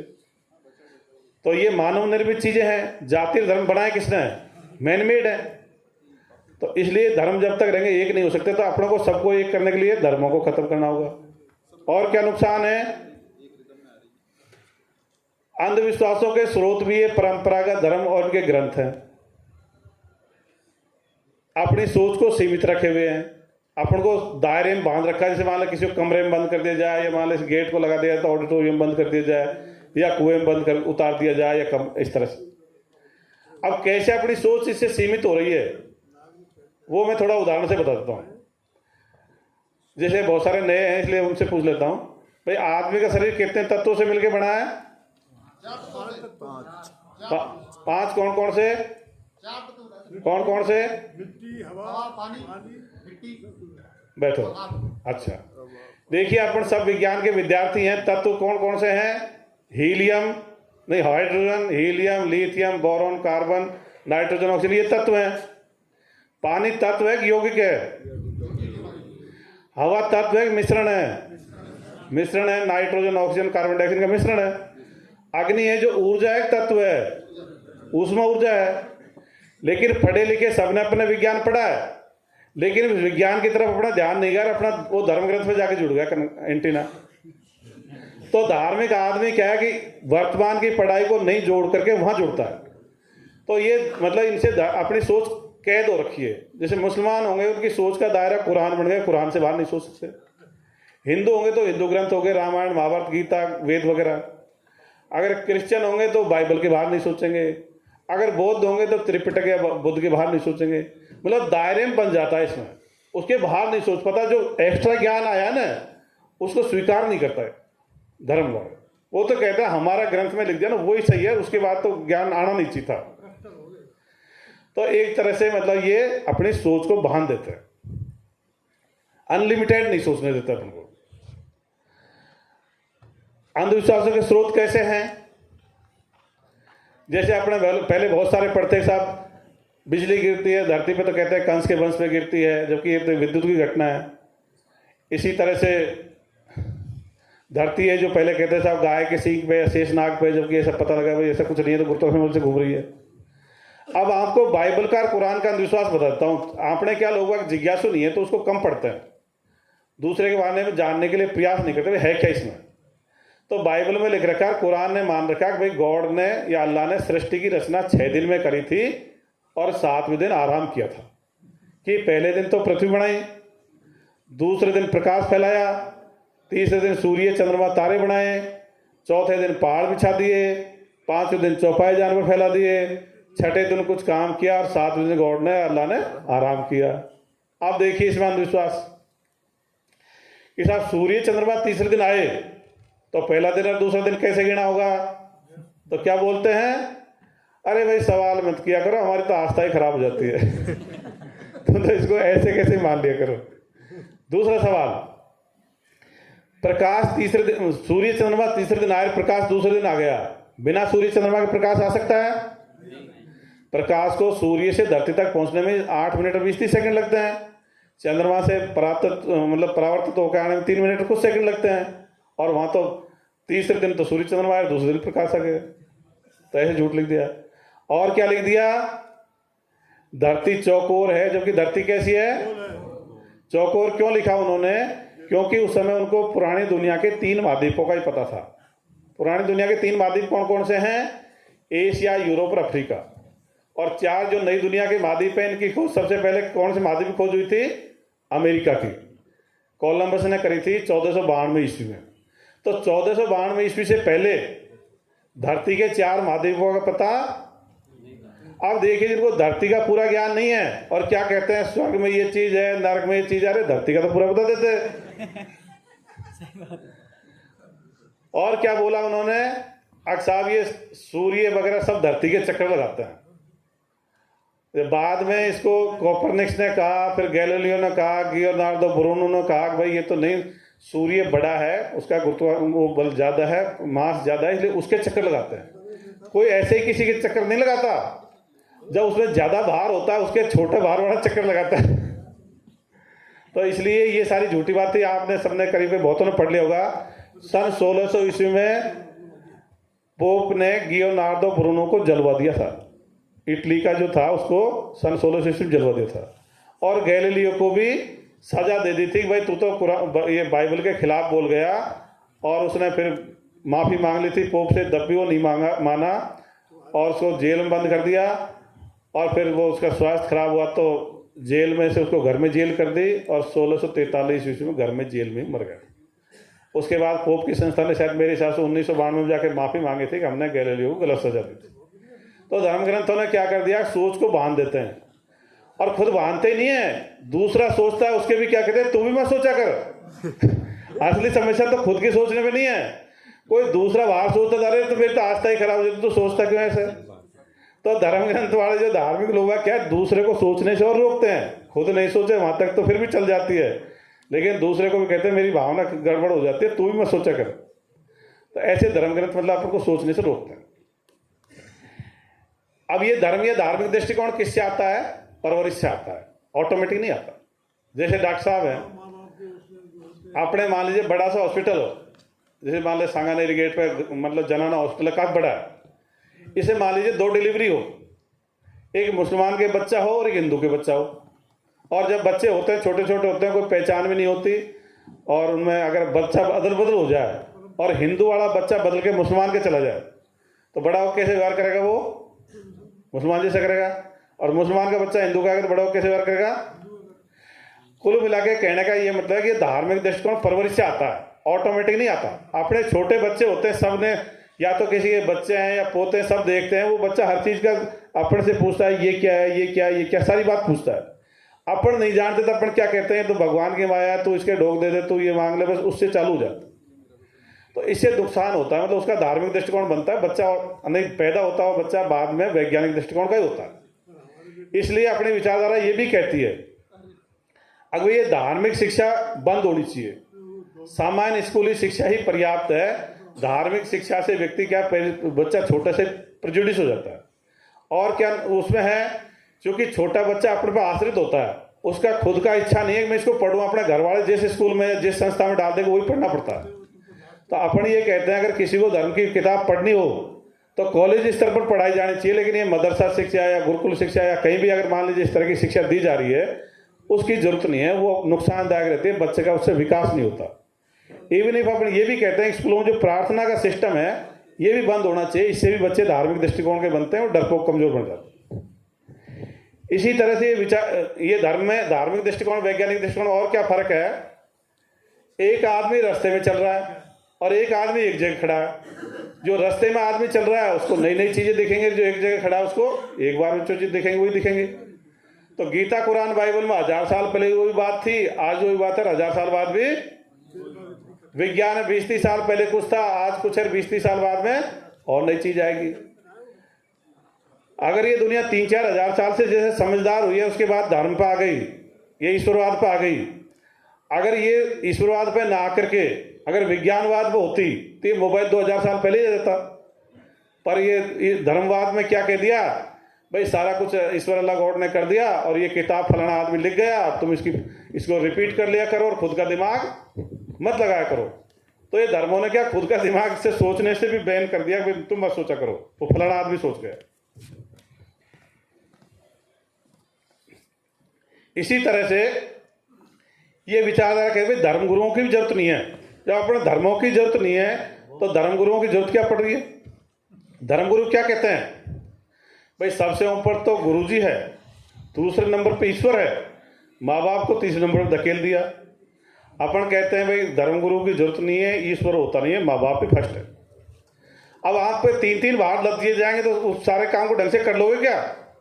एक असाइनमेंट को तो आदमी ढंग से कर सकता है, लेकिन उसको अगर 3 गुना दे दिया जाए भाई, उसकी भी सेवा करके यार, इसकी भी सेवा करके यार, फिर इसका तो 1/3 टाइम बचा। तो एक्स्ट्रा उनका टाइम मतलब जो माँ बाप के हिस्से का, जो परिवार के हिस्से का टाइम वो उन्होंने खींच लिया। और वो क्या कहते हैं कि भाई भवसागर को तैराएंगे, इस तरह की बातें करते हैं, जो कि ऐसा कुछ है ही नहीं। भवसागर वगैरह ये सारी बातें मतलब काल्पनिक है। और वो कहते हैं माँ बाप की सेवा किया करो, झूठ मत बोला करो, बेईमानी मत किया करो। तो ये नैतिकता की बात है, सब आदमी समझते हैं। तो ऐसे कोई धर्मगुरुओं की जरूरत नहीं है। और ये जो भारत में धर्मगुरु व्यवस्था आई है ये कैसे आई है, ये पहले तो नहीं थी। आप देखिए रामायण में महाभारत में गुरुजी होते हैं, विश्वामित्र होता है, वशिष्ठ होता है, सांदीपन होता है और द्रोणाचार्य होता है, कृपाचार्य होता है। अपन पढ़ते हैं वो कोई धनुष विद्या सिखाता है, कोई राजनीति सिखाता है, कोई दूसरे हथियार चलाना सिखाता है। फिर ये भवसागर तैराने वाली बात कहाँ से चालू हुई, इसका बता देता हूँ। जब भारत में इस्लाम आया तो इस्लाम में क्या उसमें रोल होता है पैगंबर का। अब भाई पैगंबर तुम्हारे इस जीवन में तो मदद करेगा ही करेगा, लेकिन बाद में जब कयामत का दिन आएगा, न्याय दिवस आएगा, तब तुम्हारे वहाँ अल्लाह के सामने तुमको ले जाया जाएगा, अल्लाह या गॉड के सामने। और वहाँ पर तुम्हारे लिए जो पैगंबर एक खड़ा मिलेगा, ये तुम्हारा वकील बनेगा और कहेगा साहब ये रामलाल ठीक आदमी था, इसको तो इधर ले लो, और ये फलाना ठीक नहीं था, इसको नरक में डाल दो। तो वो का वो रोल इन्होंने धर्मगुरुओं ने ले लिया। अपन को टीचर्स की जरूरत तो है, शिक्षक व्यवस्था तो अपने लिए बहुत सही है, लेकिन धर्मगुरु व्यवस्था की जरूरत है। धर्मगुरु या आध्यात्मिक गुरु की जरूरत नहीं है। वो उन्हीं बातों को घुमा फिरा कहते हैं। किसी गुरु में ऐसा कोई ज्ञान नहीं होता जो अपन नहीं जानते। जो एक्स्ट्रा बोल रहा है वो झूठ है, वो काल्पनिक बात है। अगला बिंदु है इसमें जातिहीन का। ये भारत का बहुत डिबेटेड इशू है, जाति वगैरह। भाई जाति खत्म होनी चाहिए, नहीं होनी चाहिए, खत्म होनी चाहिए, क्यों होनी चाहिए। तो मैं बता दूं, भारत में अपना इतिहास जब पढ़ते हैं भारत का, तो अपने देश ने हजारों साल की गुलामी झेली है। गुलामी का इतिहास मैं आपको याद दिला देता हूं। 1192 ईस्वी में मोहम्मद गोरी आया था। उसके बाद में गुलाम वंश, खिलजी वंश, तुगलक वंश, सैयद वंश, लोधी वंश, मुगल वंश और अंग्रेज। और अंग्रेज भी 1947 में कोई युद्ध में हार के नहीं गए, समझौते के तहत गए। हालांकि काफ़ी आंदोलन भी चला था। तो अब अपन को सोचने के लिए मजबूर हो जाते हैं कि यार अपनी जनसंख्या उस समय 15-20 करोड़ हुआ करती, अपने इतने गुलाम रहे क्यों। इतना गुलामी का इतिहास शायद किसी देश का रहा हो। उसके मुख्य कारण क्या थे। एक तो अपन अंधविश्वासों में डूबे रहते, एक्स्ट्रा सोच ही नहीं पाते, पुराने हथियार, पुरानी रणनीति, उसके आगे सोचा ही नहीं कभी। दूसरा क्या, जातियों में बटे रहे। तो शासक किसी जाति का होता तो सारी जाति उसके विपरीत होती, क्योंकि शासक एक ही जाति का हो सकता है, जातियों में बटे। तो तो इस जातियों में बटे रहने से अपने में कभी एकता नहीं आ पाई, क्योंकि कभी भी एक जाति का शासन मतलब दूसरे कहते सब बड़े ऐसे फंद कटाता अपना। तो इसने एक तो जातिगत व्यवस्था अपन को एक नहीं होने दिया। और अब वर्तमान में क्यों खत्म होनी चाहिए और क्या ऐसी परिस्थिति अराइज हो गई, तो अब मैं बता दूं क्या परिस्थिति है। एक तो अपनी शिक्षा व्यवस्था अपन को एक कर रही है, क्योंकि अपने सब जाति धर्म के बच्चे एक साथ स्कूल कॉलेज में पढ़ रहे हैं। अपनी प्रशासनिक व्यवस्था अपन को एक कर रही है, सब जाति धर्म के अपने अधिकारी कर्मचारी हैं वो साथ साथ घुलने मिल रहे हैं। अपनी प्रजातांत्रिक व्यवस्था एक कर रही है, अपने नेता वगैरह सब जाति धर्म के हैं। अपने परिवहन के साधन अपन को एक कर रहे हैं, भाई अपन सभी एक साथ चलते फिरते हैं। उसमें कम्युनिकेशन के साधन अपन को एक साथ जोड़ रहे हैं। और विश्व स्तर का ज्ञान अपन को हो गया, अपन टीवी पे रेडियो पे पढ़ देखते हैं, सुनते हैं, सोशल मीडिया पे देखते हैं, भाई विश्व में ऐसी व्यवस्था कहीं पर भी नहीं है। और एक विज्ञान का भी नॉलेज हो गया, विज्ञान में ये पता लग गया भाई किसी भी जाति का कोई अलग ग्रुप नहीं है, सब इनका एक जाति का ए ग्रुप है, दूसरी का बी ग्रुप है, तीसरी का सी ग्रुप है, ऐसा भी कुछ नहीं। और इसमें अपना अस्तित्व भी खत्म नहीं हो रहा। मान लीजिए अपन लड़का या लड़की दूसरी जाति की ले आए, तो अपने बच्चे का डीएनए तो जा ही रहा है नेक्स्ट पीढ़ी में, चाहे अपनी लड़की हो चाहे लड़का हो, उसका डीएनए तो जा ही रहा है। तो संयोग अगर दूसरी जाति कैसे हो रहा है, तो अपने डीएनए को तो कोई खतरा है नहीं, इसलिए डीएनए में कोई फर्क नहीं आ रहा। इसलिए अब सारे जब अपन को घुलने मिलने के सारे मौके आए, तो अपन को धीरे धीरे जातिगत व्यवस्था को खत्म करना चाहिए। अब जैसे अपने साथी कह रहे थे, अब भाई शुरुआत में जैसे अब इंट्रोडक्शन हो रहा था, उनका कहना एक तरह से ये ठीक था, क्योंकि आपको ये तो पता लगे भाई सभी तरह के लोग बाग आए, नहीं तो लगे हो सकता है एक जाति के इकट्ठे हो गए। और वर्तमान में अपन ने वो अचीव भी नहीं किया। तो वर्तमान व्यवस्था तो ये है, लेकिन अपना मकसद क्या है कि भाई धीरे धीरे उधर बढ़ो। तो जैसे इसका तरीका क्या है, मान लें आमतौर पर सरनेम नहीं लगाने से बहुत सारे लोग बाग बहुत मतलब कन्फ्यूजन में रहते हैं, आपको समानता का व्यवहार करते हैं। नहीं तो अन्यथा तो अगर मान लो आपके साथ किसी का कोई किसी जाति विशेष से किसी के मन में खुन्नस है, तो आपसे पाड़ लेगा। अच्छा, एक जाति में लाखों करोड़ों आदमी होते हैं, तो सब तरह के होते हैं, ऐसा भी नहीं होता सब एक जाति के ऐसे होते हैं। इसलिए बहुत सारे लोग क्या अपने को व्यवहार को अपन ने साधारणीकरण कर लिया। फलानी जाति से मेरी एक से झगड़ा हो गया तो उस जाति को मैंने खराब मान लिया, मुझे दिमाग ही नहीं लगा मैं अच्छे से अच्छे उस जाति का अच्छा भी होगा ना तो भी इग्नोर करूंगा, और अगर मेरा बड़ा अधिकारी होगा तो नहीं करूंगा, लेकिन छोटा होगा तो मैं जरूर उसके साथ करूंगा। तो कुल मिला के इससे अपने मतलब धारणा वगैरह में कई फर्क आते हैं। और इसको धीरे धीरे अच्छा बहुत सारे इसमें आत्महत्या करनी पड़ जाती है। जैसे मान लो बच्चों में लव हो गया, लड़का लड़की है, अब ऐसे लव अफेयर हो गए, मतलब साथ साथ पढ़ रहे हैं और किसी तरह से साथ साथ पढ़ गए, तो बहुत सारे लोगों को अपने नए नए बच्चों को सुसाइड करना पड़ जाता है, ऑनर किलिंग हो जाती है। तो अगर अपने मन में धीरे धीरे धारणा इसकी बदलेगी, भाई अब कुछ नहीं यार सब बराबर ही है, ऐसी कोई बात नहीं है, तो ये इररिलेवेंट सी चीज़ हो जाएगी आगे चल के। तो इसलिए धीरे धीरे अपन को जातियों को खत्म करना है। और इसका भी खराब रूप क्या है, छुआछूत का। अपने गांव में छुआछूत है, किसी से छुपा नहीं है। यहाँ पर जो इंटेलेक्चुअल आए, मैं उनको ज़्यादा सवाल नहीं करूँगा क्योंकि सभी समझदार हैं। तो अपन को हर घर से मतलब छुआछूत को खत्म करना चाहिए। ये अमानवीय है, मानवाधिकारों का हनन है, किसी भी तरह स्वीकार नहीं होना चाहिए। मानवता पर अन्याय भी है। अभी भी अपन पढ़ते हैं, अभी 2-1 दिन में घटना अपन ने सुनी है साहब। एक तो कोटपुतली साइड में कहीं सुनी थी, भाई पता नहीं कौन से काम आई थी, भाई वो घोड़ी पे नहीं बैठने दिया, या कोई दूसरी जगह भी आई थी। तो ये मतलब ऐसी घटनाएं अपने लिए ये यूएनओ तक भी जाती हैं और पूरे वर्ल्ड में अपनी मतलब एक तरह से हंसी मजाक उड़ती है कि यार अभी भी वो इतने बावड़े बैठे हैं क्या। भाई घोड़ी वगैरह जानवर है, भाई ए बैठ गया, बी बैठ गया, सी बैठ गया, इससे फर्क क्या पड़ रहा है। लेकिन वो जो आदमी इसका विरोध कर रहे हैं वो भी अपने समाज के ही हैं। अपन उनसे व्यक्तिगत रूप से नहीं है, लेकिन अपन उसको भाई उनकी धारणा बदलने की जरूरत है। कानून को अपना काम तो कर ही रहा है कानून तो, पर अपन जो समाज में से बदलेंगे वो उसका ज्यादा प्रभाव पड़ेगा। अरे वो लगा था ना, ये क्यों लगा अपना बैनर तो। अगला बिंदु है नस्ल भेद मुक्त। नस्ल भेद का मतलब जैसे आदमी की नस्लें होती हैं, अंग्रेज गोरे होते हैं, वेस्ट इंडीज वाले काले होते हैं, चीन वाले मंगोल नस्ल के हैं। तो नस्लों का मुख्य कारण तो भौगोलिक कारण होता है। भाई जहाँ ज़्यादा गर्मी पड़ते हैं वहाँ के लोग काले होते हैं, जहाँ ज़्यादा सर्दी पड़ते हैं वहाँ के लोग गोरे होते हैं। जब समशीतोष जलवायु है वहाँ के अपने जैसे मध्यम रंग के होते हैं। जहाँ ज़्यादा सर्दी पड़ती है वहाँ हवा ठंडी होती है, इसलिए उनकी नाक का पैसेज थोड़ा लंबा होना चाहिए, वहाँ की नाक लंबी होती है। जब ज़्यादा गर्मी पड़ती है वहाँ नाक की लंबी की जरूरत नहीं पड़ती, पहले से बाहर गर्म है हवा, इसलिए आमतौर पर जो गर्मी वाले प्रदेशों में नाक छोटी होती है। और भी अंग है उसी तरह से विकसित होते। अगला पॉइंट है इसमें साहसी। तो अपने क्या बचपन से ही बच्चों को डरपोक कमजोर बनाते हैं। अपने बच्चों को कभी भूत से डराएंगे, जिन से डराएंगे, पुलिस से डराएंगे, कभी कभी तो हाबू से डराते हैं, जो होता ही नहीं। और बड़े वालों का आबू ईश्वर अल्लाह गॉड भगवान देवी देव तो बड़े वालों का आबू है, वो भी नहीं होता। अच्छा, ये साहस की जरूरत क्यों पड़ती है? अपन को छुआछूत मिटाने के लिए साहस की जरूरत पड़ेगी, आपको अंधविश्वास छोड़ने के लिए साहस की जरूरत पड़ेगी, और नेतृत्व करने के लिए भी साहस की जरूरत पड़ती है। अन्यथा तो जो नेतृत्व नहीं कर पाता, जिस आदमी में साहस नहीं होता, वो पद तो ले लेगा पर नेतृत्व नहीं कर सकता। मैं आपको एक उदाहरण से बताता हूँ। मान लें पुलिस में 2 एसपी रहे, एक एसपी तो कोई जिले में मजबूत रहा तो उठा के बदमाशों को सबको उठा के बंद कर देगा, और दूसरा एसपी ऐसा रहा जो डरपोक कमजोर है। जब डरपोक कमजोर एसपी होगा तो जिले में बदमाशी बढ़ जाएगी। तब उसे डीजी राजस्थान पूछता है, भाई तेरे जिले में बदमाशी क्यों बढ़ रही है? तो डरपोक कमजोर एसपी के जवाब क्या होते हैं मैं आपको बता दूं पुलिस के हिसाब से। वो क्या कहते हैं, अरे साहब वहाँ की तो सारी जनता ही झूठी है। क्या बोलेगा?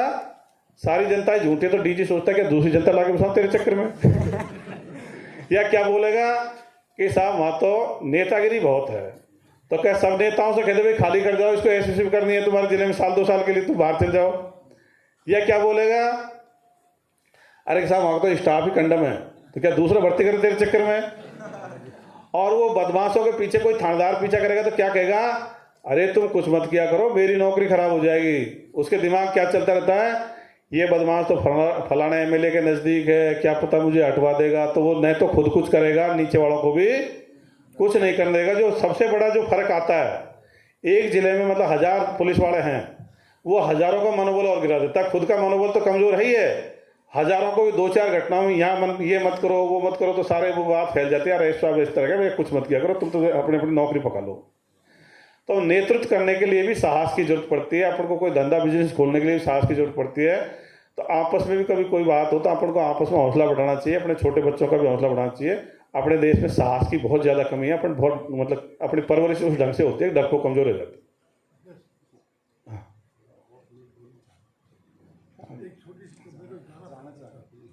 रुक जाओ थोड़ी देर।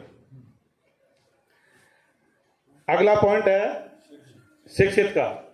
शिक्षा के बारे में एक दूसरे को बताने की जरूरत नहीं है भाई, इसमें अपना आदमी आश्रित नहीं रहता, खुद इंडिपेंडेंट हो जाता है, नया नया ज्ञान कुछ कोई किताब पढ़ सकता है, नौकरी में भी काम आती है शिक्षा, ज्ञान बढ़ाने में काम आती है, विश्व स्तर की नॉलेज बढ़ जाती है, तरह तरह की नॉलेज, विज्ञान की, भूगोल की, सब तरह की नॉलेज होती है शिक्षा में, इसलिए शिक्षित होना जरूरी है। और अपन तो यही कहते हैं भाई हर बच्चे को कॉलेज तक पढ़ाना ही चाहिए। अगला बिंदु है स्वस्थ का। भाई ये कहावत है, पहला सुख निरोगी काया। तो स्वस्थ रहना जरूरी है, उसके लिए खेल कूद हो, अच्छा खान पान और मनोरंजन हो। और अपने ज्यादा से ज्यादा जो समस्या आ रही है, अपने क्या खेल कूदों की कमी क्या आ रही है। अपने खेल कूदों का आयोजन अपन कम करें। अपने देखते पड़ोस में हरियाणा है, वहाँ के बच्चे तो ओलंपिक तक जा रहे हैं और अपने बच्चे यहीं रह रहे हैं। उसका कारण क्या है, अपन ज़्यादा धार्मिक अंधविश्वासों में घुस गए। तो अपने धार्मिक प्रोग्राम चलते रहते हैं, तो उसमें टाइम भी पास हो जाता है, पैसे भी लग जाते हैं, थोड़ा बहुत मनोरंजन भी हो जाता है, तो इधर ध्यान नहीं जा रहा। तो मैं यही चाहूँगा अपनी जो विचारधारा के लोग बाग हैं वो खेल कूदों को ज़्यादा से ज़्यादा बढ़ावा दें। हर जिला स्तर पर जैसे मान लो मैराथन वगैरह तरह तरह का आयोजन वगैरह होते हैं, ये अपने लिए ज़्यादा ठीक रहेगा। इसके लिए चंदा भी इकट्ठा करना पड़े तो करो, तहसील स्तर पे, गांव स्तर पे, पंचायत स्तर पे, जिला स्तर पे, ये अपन को जरूरत है। अगला बिंदु है उच्च नैतिक मूल्य। उच्च नैतिकता की साधारण परिभाषा है कि शांतिपूर्ण सहअस्तित्व के लिए जो समझौते किए जाते हैं उनकी पालना करना ही नैतिकता है। अब जैसे मान लीजिए 5 बच्चे क्रिकेट खेल रहे हैं और वो तय कर लेते हैं भाई हर बच्चा 2-2 ओवर बैटिंग करेगा, कोई बीच में फील्डिंग छोड़ के नहीं जाएगा और लास्ट तक एक को लास्ट तक भी आउट करेंगे उसे। अब जब पालना करेंगे तो उनमें आराम से बन जाएगी। जैसे ही कोई बच्चा छोड़ के जाएगा तो झगड़ा चालू हो जाएगा। तो ये नैतिकता है। तो शांतिपूर्ण सहअस्तित्व के लिए जो समझौते करते हैं वही नैतिकता है। जैसा व्यवहार हम अपने प्रति चाहते हैं वैसा ही दूसरों से करना नैतिकता की श्रेणी में आता है। झूठ बोलना, बेईमानी करना, धोखाधड़ी करना, लिंग भेद करना, छुआछूत करना, ब्लैकमेल करना, ये सब नैतिकता के खिलाफ है। नैतिकता के पक्ष में क्या है, एक दूसरे की मदद करना, सहयोग करना, सम्मान करना, ये नैतिकता की पक्ष की बात है। अब मान लीजिए कोई एक्सीडेंट शुदा पड़ा आदमी, उसको हॉस्पिटल तक पहुंचाना है, तो ये नैतिकता की बात है, पहुंचा दीजिए। बहुत सारे लोग क्या कहते हैं सर धर्म से नैतिकता सीखते हैं, तो मैं धार्मिकता में नैतिकता में फर्क बता देता हूँ। धार्मिकता क्या है, पूजा पाठ प्रार्थना करना धार्मिक स्थलों का निर्माण करना, धार्मिक आयोजन करना, धार्मिक यात्रा करना, ये धार्मिकता है। नैतिकता क्या है? किसी को ब्लड की जरूरत पड़ी, ब्लड दे दिया, किसी को और कोई मदद की जरूरत, रास्ते में खड़ा है, रात में 12 बज रहे हैं, कोई गाड़ी आपके पास है, उसमें एक सीट खाली रही, एक आदमी खड़ा है, तो उसको उसके वहाँ तक रास्ते में चल रहा है तो पहुँचा देना। तो नैतिकता वाली बात है, सामान्य समझ की बात है। इसके लिए कोई ग्रंथ पढ़ने की जरूरत नहीं है। उसकी जगह अपन को रख के देखेंगे तो अपने समझ आ जाएगी। तो इससे जो समाज बनेगा वो विज्ञानवाद पर होगा और नैतिकता पर होगा। नैतिकता तो अपन को एक जगह एकजुट रखने के लिए है और विज्ञानवाद प्रगति के लिए है। अगर ये पूरी दुनिया, वर्ल्ड की अगर दुनिया विज्ञानवाद पर आ जाए तो सृष्टि ब्रह्मांड के जितने भेद खुले जल्दी खुल जाएंगे। सृष्टि और ब्रह्मांड के जितने भेद खुले विज्ञान से खुले, अंतिम भेद विज्ञान से खुलेगा। अब एक बैनर है, मैं वो दिखा देता हूँ। बैनर दिखा दो, पहले तो पेड़ वाला दिखा दो। नमस्ते, वो पेड़ दिखा दो। हाँ, अंधविश्वास रूपी पेड़।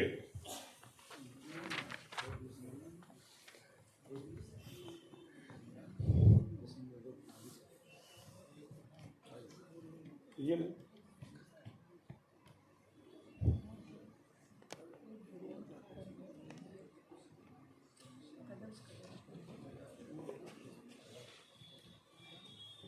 क्या हुआ?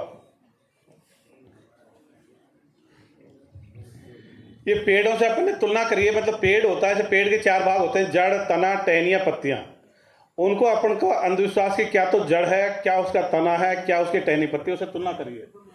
और विज्ञान तकनीकी रूप में पेड़ भी है, उसकी जड़ क्या होनी चाहिए, उसका तना क्या होना चाहिए, उसका टहनी पत्ती क्या होनी चाहिए, ये दोनों में दिखाया। लगाओ भाई, ये है अंधविश्वास रूपी पेड़। तो अंधविश्वास की जड़ क्या है पेड़ की? ईश्वर, अल्लाह, गॉड, वाहिगुरु, ये अंधविश्वास की जड़ है।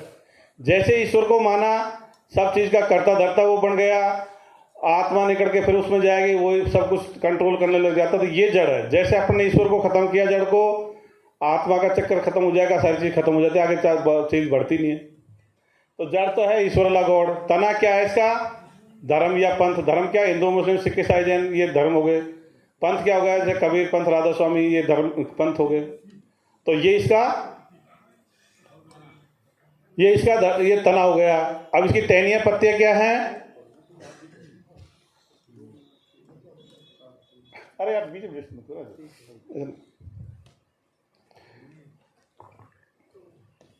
इसके टहनी पत्ते क्या है? स्वर्ग, भूत प्रेत, आत्मा, चुड़ैल, डाकण, आउत, देवी देवता, फरिश्ते, जिन, ज्योतिष, मोक्ष, न्याय दिवस, शुभ मुहूर्त, पूजा पाठ, प्रार्थना, भाग्य, वास्तु, मूर्ति पूजा, पवित्र अपवित्र, शुभ अशुभ, अवतार, पैगंबर, इसकी क्या है? टहनियां, पत्तियां।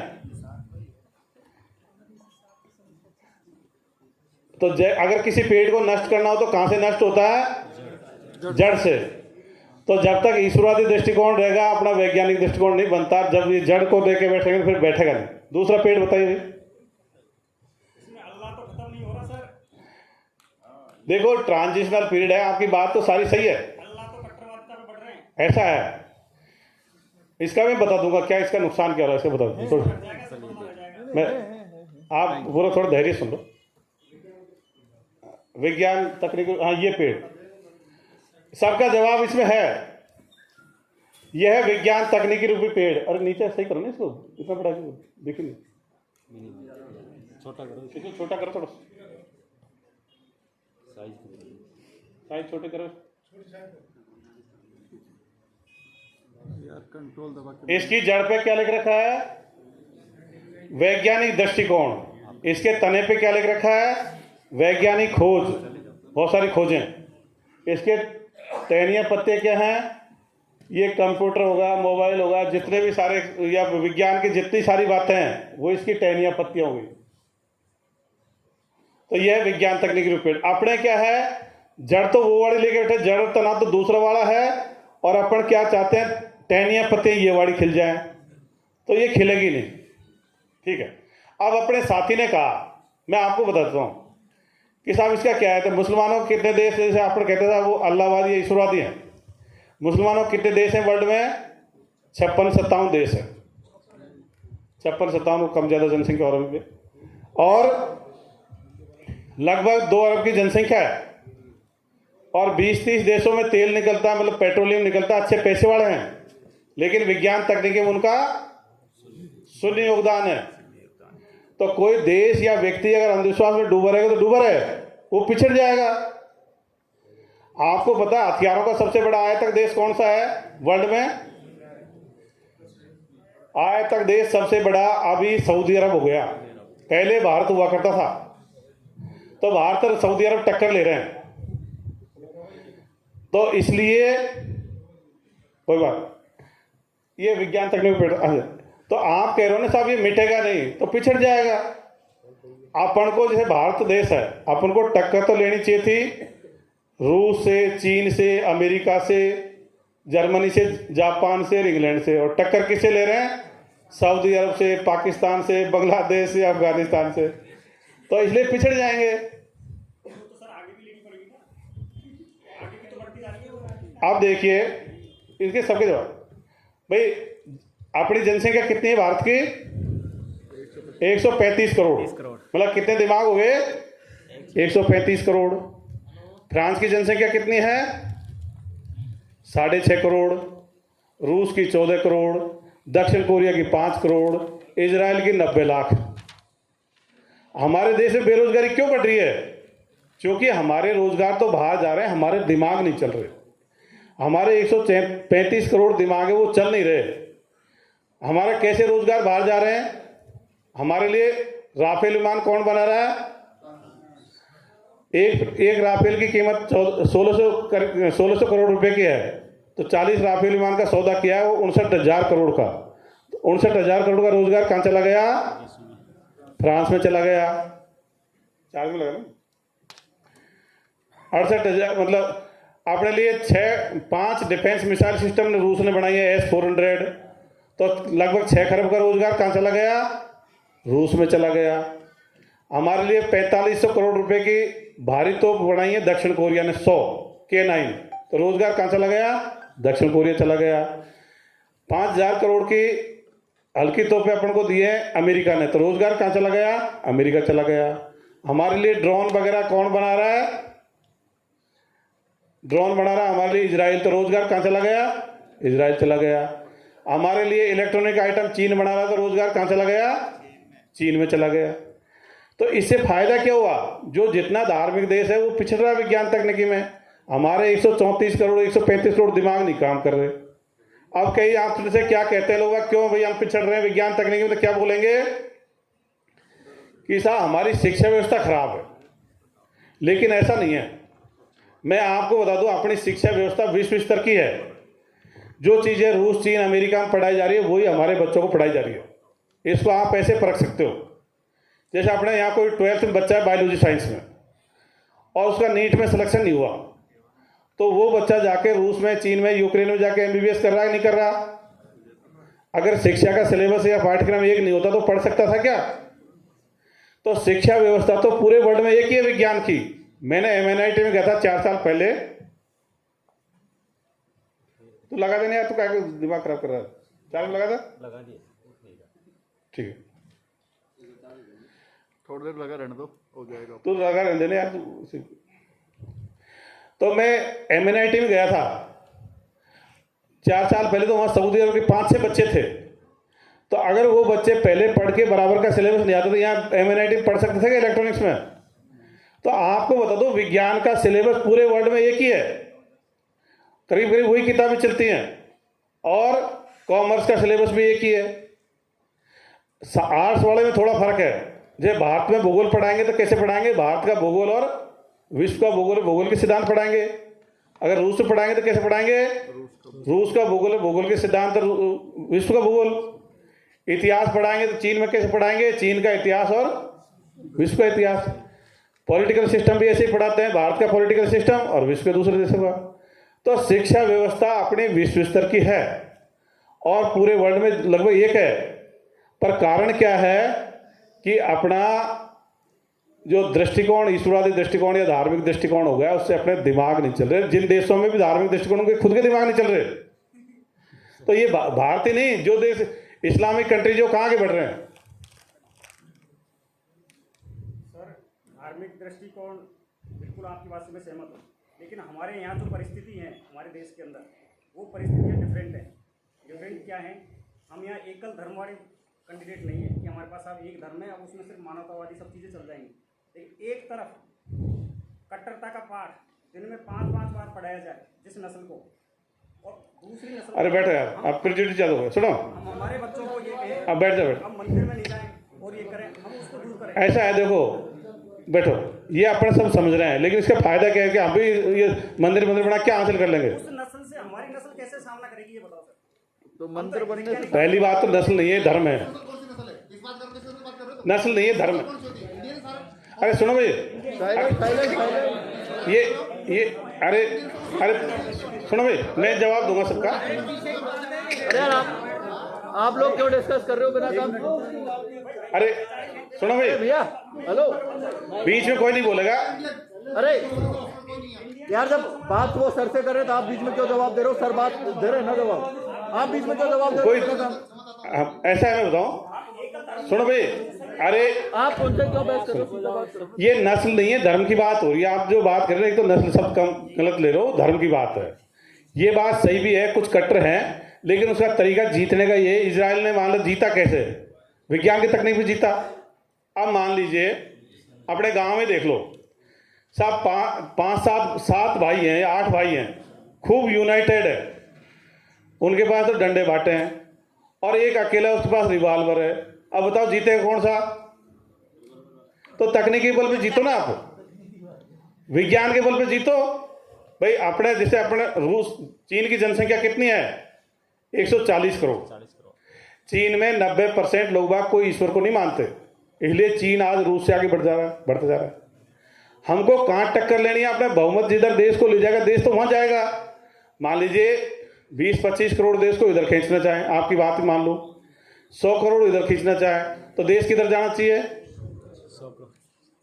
ईश्वर किसी आदमी को वैज्ञानिक बनने से नहीं रोक रहा। अब देखो, आप बात को मत बदलो, आप बात को बदल गए। पहले आप तो हिंदू इस्लाम करे, फिर आप वैसे उस पर चले गए। अब आपको मैं बता रहा हूं ना, ये सबसे छुपाव नहीं, वैज्ञानिक दृष्टिकोण जिन देशों में धार्मिक दृष्टिकोण पिछड़ तो रहे, आप देख लो ना कि आपको छुपाव किससे है। आपने देखा सऊदी अरब खूब कट्टर धार्मिक देश है, भारत भी उसी की टक्कर ले रहा है, तो जीत कहां रहा है। 12% तो हथियारों को उसने आयात किया, 9-10% अपन ने किया, तो टक्कर तो ले रहे हैं, तो जा कर रहे हैं।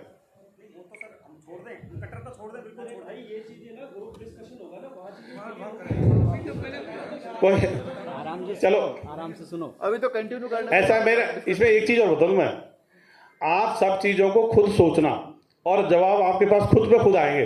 पूरा वर्ल्ड आपके पास सामने रखा हुआ है। रूस का उदाहरण है, मतलब कम्युनिस्ट देश था, किसी धर्म को नहीं मानता, वो अपने अभी वो 5 डिफेंस मिसाइल सिस्टम दिए। कल परसों आपने टीवी में देखा था, हमको AK 203 राइफल दे रहा कि नहीं दे रहा। मतलब 70,000 तो रूस बेचेगा और 6 लाख और 1,000 अपन बनाएंगे। अमेठी का आया कि नहीं आया टीवी में। तो सब देख लो ना, फिनलैंड है, नॉर्वे है, स्वीडन, इनमें जिनमें देशों में धर्म कम पड़ रहा है, वही तो विज्ञान में आगे बढ़ रहे हैं। धार्मिक दृष्टिकोण या ईश्वरवादी दृष्टिकोण इज इनवर्सली प्रोपोर्शनल टू वैज्ञानिक प्रगति। जितना कोई देश विज्ञान तकनीकी में पिछड़ा रहेगा, वो धार्मिक हो जाएगा। पश्चिमी देशों में खैर मेरे से ज़्यादा बहुत सारे ने और विजिट की होगी। अभी 2015-16 में खबर छपी थी कि 9 देशों में धर्म खत्म होने कगार पर आ गया। और मैं भी गया था इंग्लैंड, वहाँ ये कह रहे थे कि अब चर्चों में लोगों ने आना बंद कर दिया, इवेंट मैनेजमेंट करके वो पैसा, मतलब उसका खर्चा नहीं चल रहा। तो हम वो ये चीज़ों का आप कह रहे हो ना, उनको तो अपन हजारों साल से लेके ही चल रहे थे, उनसे हासिल क्या कर लिया। वो अगर उनसे हम आगे बढ़ जाते तो 1000 साल मान ले, और भी अपन मैं कहता हूँ 1500 साल पहले तो इस्लाम नहीं था, तब हमने क्या कर लिया, उससे पहले शक, ऊण, कुषाण सबने जीता इसको। अपन इतिहास जब पहले का भी पढ़ते हैं तभी ये तो हारा हुआ है। तो अपन ने हासिल क्या किया।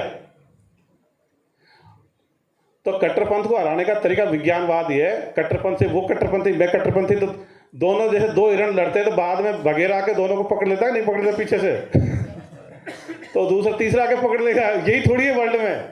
अक्सर ये धार्मिक, मैं धार्मिक, और कोई है ही नहीं। अंग्रेजों ने वहां से आके पकड़ लिया दोनों को।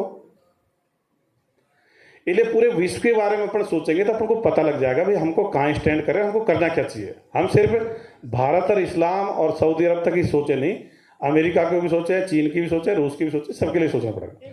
हाँ अरे सुनो भाई, लास्ट में एक सुनो। अच्छा एक चीज और बता दो लास्ट की, इसमें अभिवादन के शब्द हैं जय मानवता, जय नैतिकता, जय विज्ञान। यही शब्द क्यों लिए? क्योंकि ये जो अभिवादन के शब्द भी अपन को जो व्यक्तिवादी या धर्मवादी अभिवादन के शब्द भी बांटते हैं। मान लीजिए एक ने बोला राम राम, दूसरे ने बोला सलाम वालेकुम, वहीं शानबड़ चालू हो गई। एक ने बोला जय माता जी, दूसरा कह रहा जय भीम, तो वहीं शानबड़ चालू हो गई। एक बोल रहा राधे राधे, दूसरा कह रहा बुधाय नमः, तो वहीं से चालू। आपने नमस्कार बोल दिया, प्रणाम बोल दिया, जय मानवता बोल दी, जय विज्ञान बोल दिया, गुड मॉर्निंग बोल दी, गुड इवनिंग बोल दी, इससे मतलब अपन को किसी को ठेस नहीं पहुंचती। लेकिन वहाँ क्या वो व्यक्ति विशेष किसी न किसी वर्ग से जुड़ा हुआ है तो उसको बोलने से दूसरा उसको स्वीकार नहीं करता। जब अपन विश्व समाज की बात करेंगे और अपन अपने मतलब अपने किसी एक व्यक्ति को बढ़ावा देंगे, अपने कोई जाति का या वर्ग का हो गया, तो दूसरा उसको मानेगा नहीं, वो आप वहाँ की वहीं रखते। तो इसमें अभिवादन के वो शब्द हैं जो कॉमन से हों, जो किसी व्यक्ति को बढ़ावा नहीं दें, किसी धर्म को, जाति को बढ़ावा नहीं दें।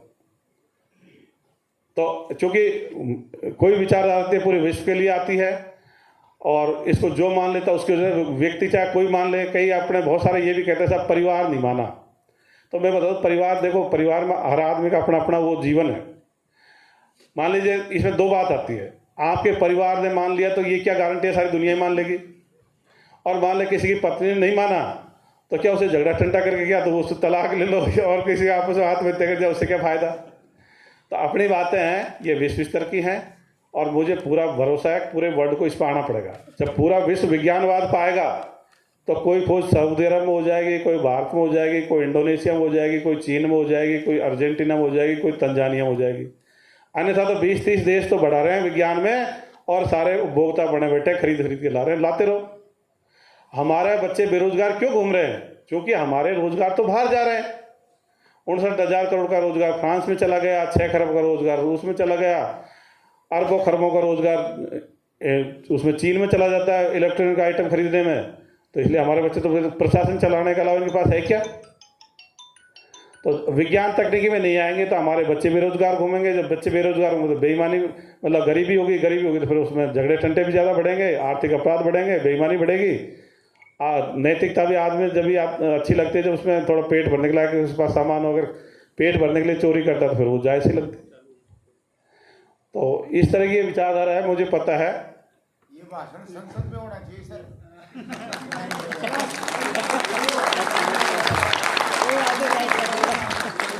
ये तो देखो आपका बड़प्पन है। मैं तो बताऊं मेरी सोच ये है, मैं बता दूं मुझे ऐसा लग रहा है इस विचारधारा के लेके चलोगे तो यहाँ जो बैठे ना इनमें से कई संसद में पहुंच जाएंगे,